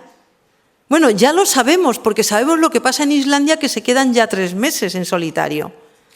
Eso cambia la vida, eso es saber lo que son los cuidados. Podemos explicarle a los hombres lo que son los cuidados 50.000 veces por activa, por pasiva y con fichas. Pero no lo van a entender hasta que no lo experimenten. Y, esa es lo maravilloso del caso, lo milagroso de esta reivindicación y de esta medida, es que cuando lo hacen, le cogen afición. Si se quedan, ellos piensan que van a tener tiempo para otras cosas, pero luego se pasan las 24 horas pringados, claro, como sabemos las mujeres, ¿no? Pero es que resulta que les gusta, toman apego con el bebé toma apego con ellos, y así es como se cambian las pautas de comportamiento. O sea, es una medida milagrosa porque tiene efectos a todos los niveles. Tiene un efecto inmediato de la noche a la mañana, ya solo con anunciarlo. Porque fijaros, solo con anunciarlo significa que un gobierno, un parlamento, los poderes públicos le están transmitiendo el mensaje a la población muy distinto del que transmiten ahora. Están diciendo, hombres y mujeres, padres y madres, padres y padres, cada individuo, cada persona tiene que cuidar exactamente lo mismo, tiene que tener los mismos derechos y las mismas obligaciones. Cosa que ahora no es lo que se está transmitiendo. Ahora, en la teoría sí, en las palabras sí, pero en la práctica se está transmitiendo, por supuesto, que los padres 2 semanas frente a 16 es, vamos, un 20% que los padres tienen que cuidar, pues no, un 10% del total. Un 10% del total de las 20 semanas. Y las madres tienen que cuidar un 90%, es decir, ese es el mensaje real. Por tanto, tendría un efecto simbólico inmediato. Pero es que luego el efecto, como he dicho, práctico, sería impresionante porque los padres se inician en el cuidado, los roles de género cambian absolutamente en la pareja y también de cara al mundo laboral. Porque existe un fenómeno que se llama discriminación estadística, que consiste en esto que sabemos, no hace falta ponerle este nombre tan técnico para saber lo que nos pasa. Lo que nos pasa cuando vamos las mujeres a una entrevista de trabajo, que siempre estamos en edad de cuidar, ya no son solo las que están en edad fértil, pero somos una mano de obra de alto riesgo frente al empresariado. Es absolutamente necesario que los hombres se retiren exactamente en la misma medida de sus puestos de trabajo que las mujeres, si queremos aspirar algún día a la igualdad salarial. Además, esta medida es muy fácil, es que ningún gobierno puede decir que está por la igualdad si no implanta esta medida, porque basta con que el Parlamento se reúne y vote y ya. Así de claro.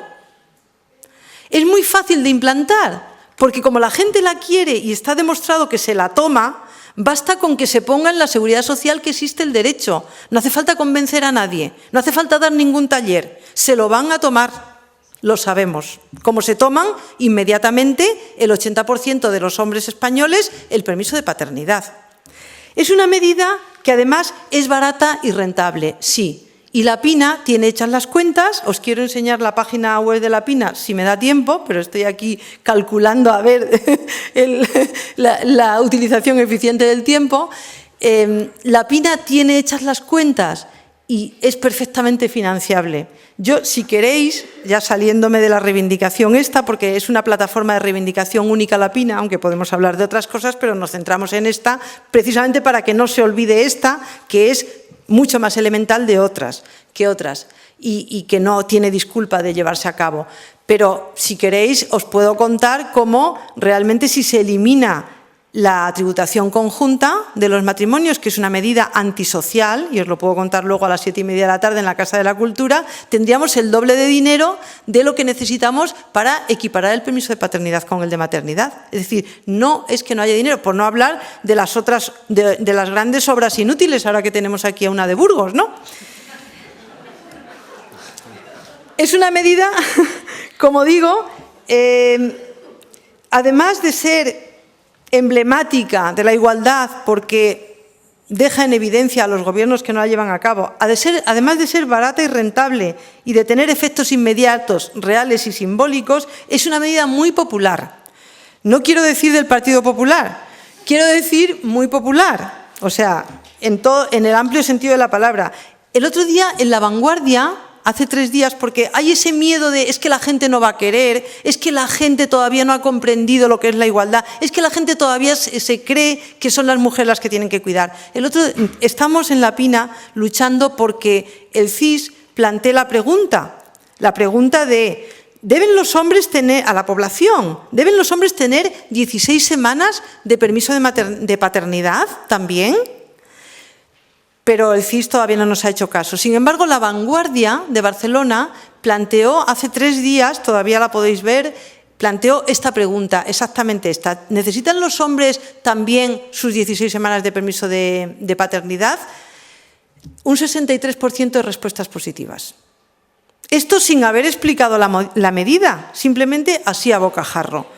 ¿Por qué no lo va a querer la gente? Claro que sí que lo quiere. Lo que pasa es que la gente quiere ser igual, quiere ser corresponsable, pero no podemos. Y no solamente por esto, sino porque no tenemos servicios públicos, sino porque las jornadas, como ha explicado muy bien Teresa Tons esta mañana, son infames, etcétera, etcétera. Bueno, la historia de la Pina, para terminar, os invito, además de a llevaros el folleto, por favor, a visitar la página web, que no sé si ahora puedo entrar aquí, pero... tengo todavía 5 minutos, qué bien. Pues, ¿cómo puedo llegar a la página web? Aquí, ¿no? Bueno, por favor apuntarla, porque así... la página web es www.iguales.intransferibles.org. En realidad, esto de, como siempre, ¿no? Siempre iguales.intransferibles.org, está claro, porque no se nos puede olvidar, tienen que ser iguales, intransferibles y pagados al 100%. Y esto lo repetimos una y otra vez, para que todo el mundo se entere, porque sabemos que es una cosa que la gente quiere, pero que a los gobiernos se les olvida. Bueno, pues la historia de la Pina es que empezamos en el 2005, cuando todavía no había permiso de paternidad, pidiendo ese permiso de paternidad. Luego, cuando vino la Ley de Igualdad y ya se puso las 2 semanas, ya cambiamos de nombre y nos llamamos Plataforma por Permisos Iguales e Intransferibles, ¿no? Es decir, sí, ya tenemos permiso de paternidad, pero no es que cuiden un décimo, es que cuiden exactamente lo mismo, es decir, un 50%, no un 10%. Y desde entonces hemos hecho muchos avances, creemos que hemos conseguido verdaderamente estamos contentos y contentas porque es una plataforma mixta, aunque hay más mujeres, pero también hay hombres muy implicados, sobre todo los hombres por la igualdad, los hombres de los grupos por la igualdad, pero hemos conseguido que el Parlamento haya aprobado una proposición no de ley por unanimidad de todos los grupos parlamentarios, diciendo que los permisos efectivamente tienen que ser iguales, intransferibles y pagados al 100%, porque la ley es disfuncional y hay que abordar esta reforma. Lo que pasa es que dice que, esto fue en octubre del año pasado, lo que dice es que cuando la situación económica lo permita. Claro, es otra forma.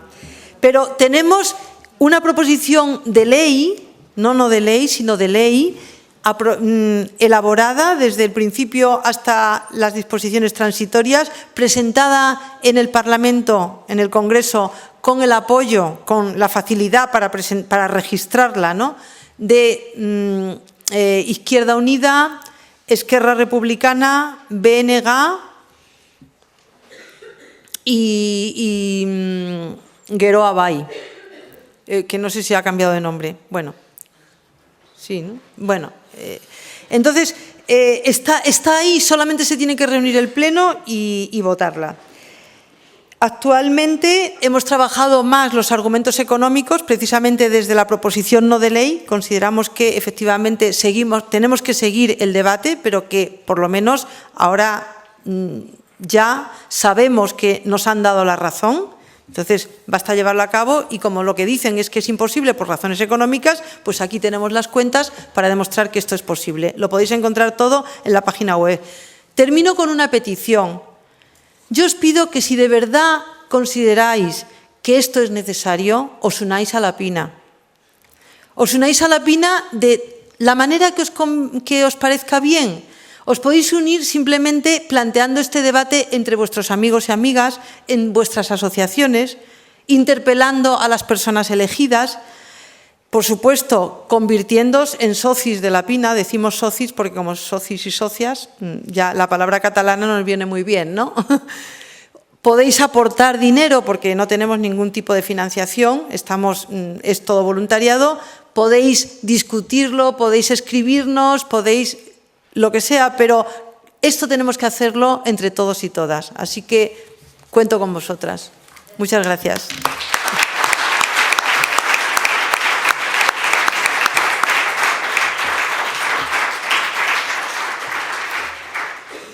Bueno, pues muchísimas gracias, María, también por atenerte al tiempo. Y bueno, tenemos aquí unas cuantas preguntas.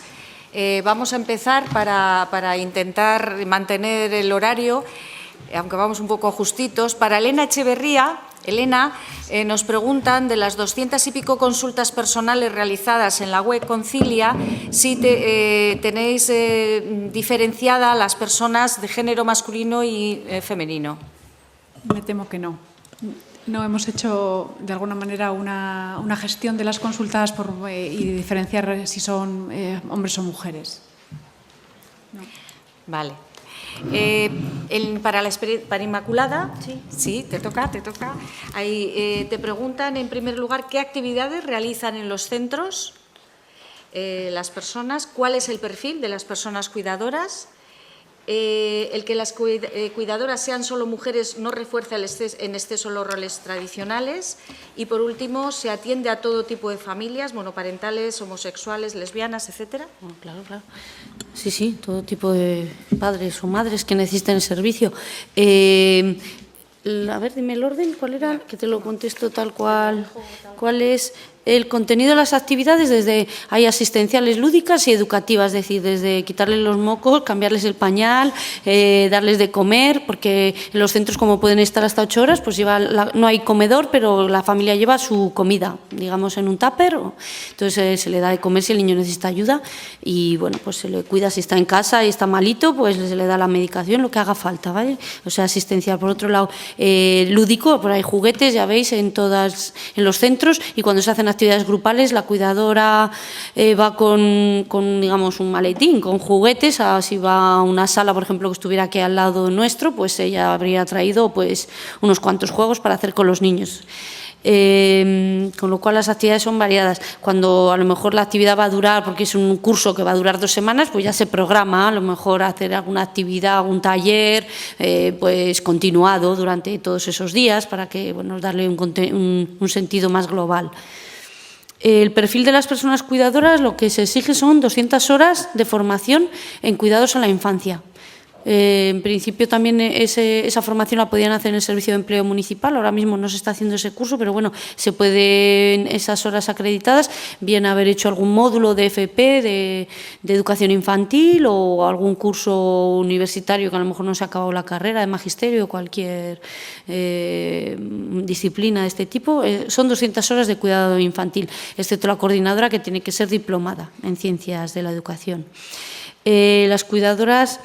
el que sean solo mujeres no refuerza en exceso los roles tradicionales. El que son mujeres, me refiero que se da la casualidad de que no hay hombres, de que los que llevan los currículums, pues o no son hombres, o cuando lo llevan, pues tienen mejor formación las mujeres. De hecho, actualmente no hay ningún hombre, pero no es porque se les excluya, es que el tema de cuidados a la infancia, pues, bueno, no hay más que ir. Yo estudié magisterio, como sabéis, en la rama preescolar, de hecho, y así como en las otras ramas había un porcentaje de hombres grande, a lo mejor pues un 30, un 40%, desde luego en preescolar es que eran 3 en un aula de 70 personas, o sea, cuanto más pequeñitos son los niños, y lo mismo FP, educación infantil, es así.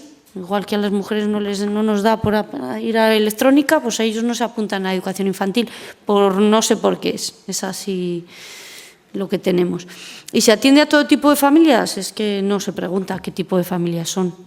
La persona que llama, se le pide el DNI, se pide el libro de familia para ver que es su hijo, y la cartilla de la Seguridad Social, vamos a ver la tarjeta de la Seguridad Social, y se le pide rellenar una ficha, y no se pide nada más, no hacemos ninguna distinción ni nada.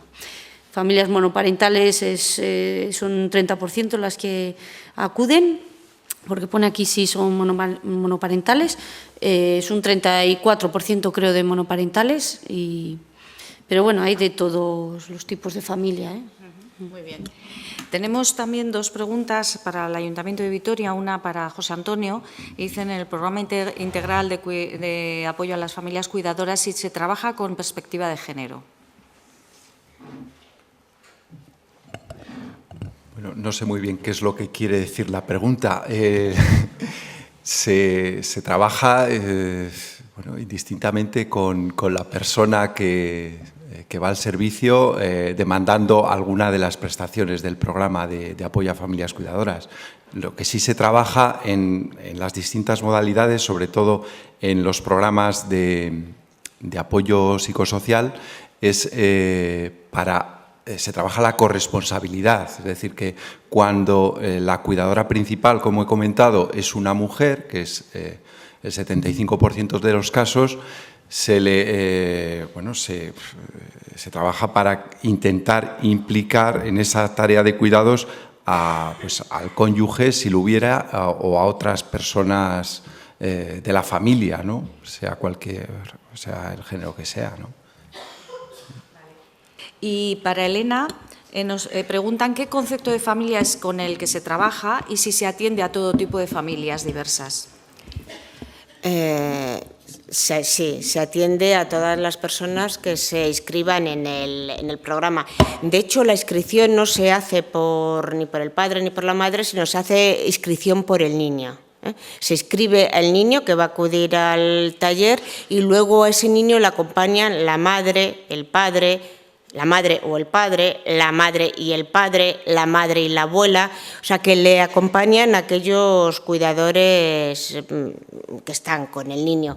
Y, perdona, Loli. Si eran familias diversas también, si se aceptaban familias diversas. Bueno, si se aceptan familias, pero creo que sí, digo que no, que al inscribirse al niño ni siquiera se plantea qué tipo de familia es, va el niño acompañado con sus cuidadores. Para María, te preguntan qué opinión te merece la legislación laboral actual y las ayudas existentes que promueven las reducciones de jornada y las excedencias como respuesta y medidas de conciliación. Bueno, pues gracias a quien me haya hecho esa pregunta. ¿Está ahí? ¿Quién hay? ¿Quién es? Ah, vale. Muchas gracias, porque efectivamente es un punto clave. Es que hay dos formas de entender la conciliación.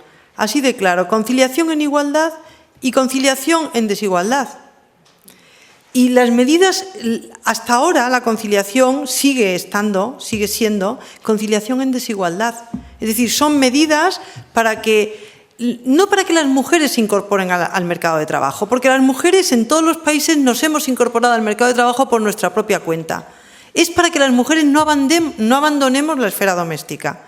Es decir, para que nos mantengamos en los dos sitios y para que abandonemos nuestros puestos de trabajo en determinadas condiciones, ya sea parcial o totalmente, cuando tengamos tareas de cuidado, porque el tiempo parcial es eso. El tiempo parcial es femenino y precario en todos los países del mundo.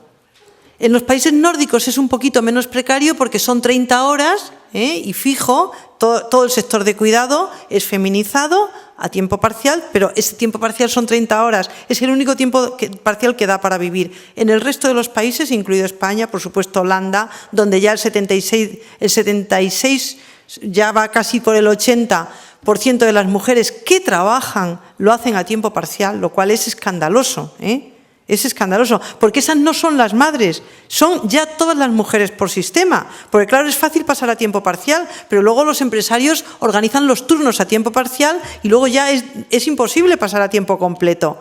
Las mujeres, la mayoría, según las encuestas, en Holanda quisieran trabajar más horas.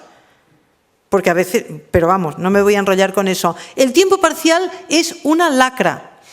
Igual que el empleo temporal es una lacra, el tiempo parcial es otra lacra contra la que tenemos que luchar, contra la que están luchando en Suecia. Y aquí lo que se hace es incentivarlo, o sea, lo contrario. Y las excedencias, idem e adem idem. O sea, no, las excedencias son injustas, porque, vale, si alguien quiere abandonar su puesto de trabajo para cuidar, tiene que tener la libertad de hacerla, pero que no le empujen. Que no le empujen y, sobre todo, si le dan un permiso para cuidar, que sea pagado al 100%. Porque como he dicho antes, es un derecho básico de una persona que seguir teniendo tus propios ingresos, porque es la condición sine qua non para poder decidir sobre tus propias vidas. Y no hablamos de la violencia de género, pero a partir de ahí podríamos hablar. Porque si una persona es dependiente, ¿qué hace para escapar de la violencia de género? Tenemos que ser económicamente independientes. Entonces, simplemente, para no enrollarme más, lo que quería decir es que como hay otra solución, como hay la solución de la conciliación en igualdad, pues no hace falta la conciliación en desigualdad, además de ser injusta. Porque una pareja, por ejemplo, para familias monoparentales hay que poner otras cosas, pero una pareja ya solo con estas 3 medidas, con permisos iguales, intransferibles y pagados al 100%, universalización de los servicios de atención infantil, de cuidado de educación infantil y de atención a la dependencia, y la tercera pata, 35 horas semanales con cómputo semanal de jornada a tiempo completo, con esas 3 cosas ya habríamos avanzado un mundo para poner las condiciones materiales para la corresponsabilidad. Muy bien, y ya por último, una reflexión, nos hacen una reflexión y una pregunta. Nos dicen, son todas buenas prácticas muy interesantes, sin embargo, la sensación que queda es que se trata de iniciativas locales individuales, dependientes de voluntades concretas, y que falta una política integral y coordinada entre todas las administraciones competentes, infancia, dependencia, en materia de conciliación. ¿Estáis de acuerdo? ¿Falta esa visión integral y global entre todas las administraciones? ¿Está abierta para toda la mesa?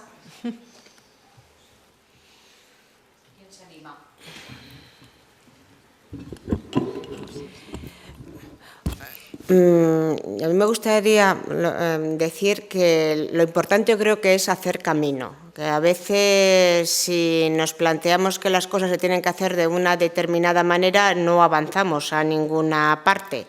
Creo que en el tema que nos ocupa los acercamientos tienen que ser varios, tienen que ser diferentes, que sí que es necesario lo que plantea la persona que plantea esta reflexión, que sí que hace falta unas políticas, sí que hace falta un marco que integre en todas las medidas que se puedan hacer en este sentido, en la conciliación corresponsable. Pero también hace falta, yo creo que acercamientos pequeños, acercamientos diarios en nuestra vida cotidiana y que tenemos que dar ese paso. Una reflexión que antes con la premura de tiempo no me ha dado, bueno, no he tenido ocasión de comentaros y es como un ejemplo lo que estamos comentando. Cuando yo os decía que no es un programa que se quiere trabajar la corresponsabilidad en la crianza de los niños, pero no acuden los padres, acuden pocos, acuden las madres. Los padres acuden en pocas ocasiones. Y yo me planteaba que entonces no tiene ningún sentido el trabajar la corresponsabilidad. ¿Qué pasa? ¿Trabajamos la corresponsabilidad cuando nos falta uno de los agentes que tiene que hacer posible la corresponsabilidad? Si respondemos así, a lo mejor nos paramos. Yo creo que tenemos que seguir trabajando y podemos seguir trabajando, pues trabajemos con la persona que tenemos delante, que son las madres, en este caso, en hacerles entender que ellos pueden ser agentes para que la corresponsabilidad fluya en sus casas. Es decir, trabajemos con ellas. Perdona. No, ahora se me... Con esto quiero ejemplificar que tenemos que ir dando pasos. Con esto no quiero decir que sí que hace falta ese marco y plenamente, pero mientras tanto, lo que yo planteo, ¿nos paramos o vamos trabajando? Sí, ya sé, María. Que no es de contestación, porque bueno, tenemos que seguir debatiendo, por supuesto, y el debate es largo, ¿no? Y hay que tener paciencia. O sea, nos llevamos bien, por cierto, con todos los grupos parlamentarios, ¿eh? O sea, hablamos con todo el mundo y seguimos hablando y convenciendo a todo el mundo. Pero bueno, yo lo que quería decir es que todas las administraciones tienen responsabilidad en todos los niveles, porque, por ejemplo, esta reivindicación que yo traigo aquí es del Gobierno central en principio, porque en este momento todavía no están transferidas las competencias estrictamente de seguridad social. Pero el Gobierno vasco puede llevarlo a cabo. Puede llevarlo a cabo porque aunque los hombres estuvieran técnicamente en excedencia, podría darles, financiándolo claro, pero autonomía financiera tiene, podría darles sus 16 semanas con financiación del Gobierno vasco y la Seguridad Social no tendría nada que objetar. Pero el Parlamento vasco también puede hacer algo, aparte de decirle al Gobierno vasco que haga esto, hacer unas decisiones, como se dicen, votaciones, ¿no? Planteando esta necesidad y diciéndole al Gobierno de Madrid que, bueno, pues que esto hay que hacerlo y que estamos incómodos porque no podemos hacerlo, porque no tenemos la autonomía para hacerlo y vosotros tampoco lo hacéis. Y el Ayuntamiento de Vitoria, por ejemplo, puede hacer dos cosas. Una, hacer en el Pleno Municipal una decisión de este estilo, también una petición formal, ¿no?, al Gobierno vasco, al Parlamento vasco y al Parlamento de Madrid, y también otra cosa que la PINA estamos como locos intentando llevar a cabo, que es poner esto en pie a nivel experimental. No para todos los trabajadores del ayuntamiento, ayer lo estuvimos hablando con Loli y con Elo, no para todos los trabajadores del ayuntamiento, que se necesita más dinero, puede ser más difícil, sino con 10 trabajadores. Esto es lo que hicieron en el ayuntamiento de Reykjavik, luego os regalo un libro con esa experiencia, pero está colgado en nuestra web.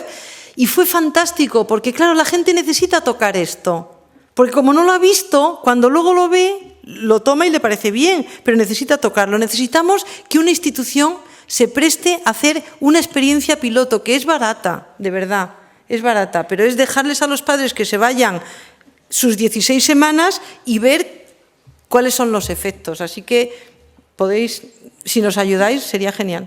Gracias. José Antonio.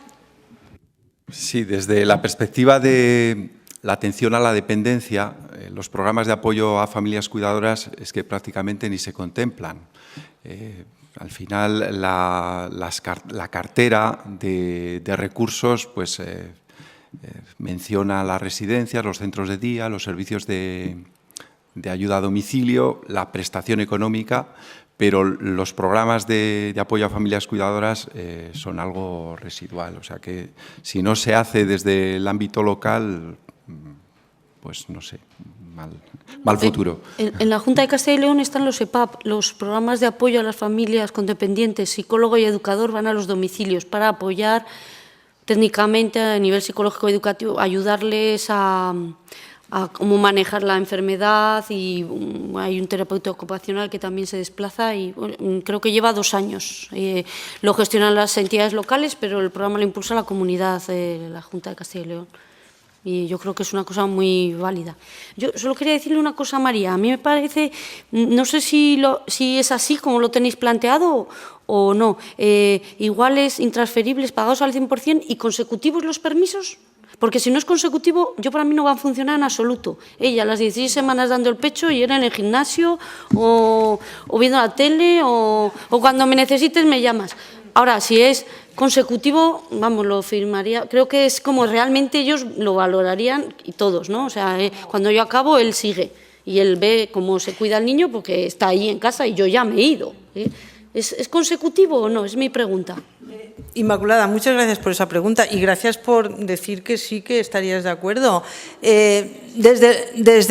Sí, pero es que en el mundo real es más fácil eso. En la PINA le hemos dado muchísimas vueltas al tema. Mira, en Suecia no se permite que los dos meses del permiso del padre sean simultáneos con la madre, tienen que ser consecutivos. En Islandia sí se permite que los 3 meses del padre sean simultáneos. En Islandia cada persona puede decidir.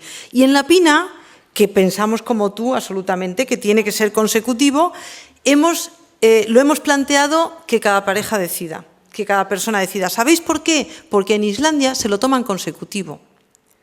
Se lo toman consecutivo porque cuando realmente una familia de verdad, de carne y hueso, una pareja de carne y hueso, se encuentra con que tiene él 4 meses y ella 4 meses, o sea, Y ella tiene que conservar su puesto de trabajo. O sea, a lo mejor él dice, vale, nena, quédate cuidando que me voy al gimnasio yo contigo, cariño. Y ella dice, venga ya, por favor, vete a trabajar, que cuando yo me vaya a trabajar tenemos que cubrir al final 8 meses de la criatura, más las 2 de vacaciones, 10.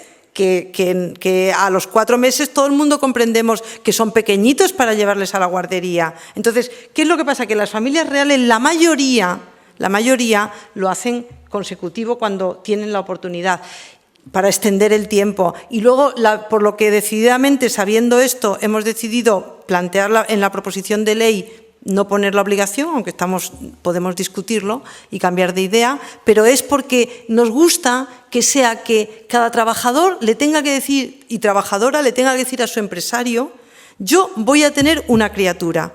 Y no le tenga que decir qué hace mi mujer, qué hace mi marido, qué hace el otro padre, si hay 2, si hay 1, si son del mismo sexo, sino yo voy a tener una criatura y por tanto tengo un derecho individual y el empresario solo se tiene que ocupar de eso.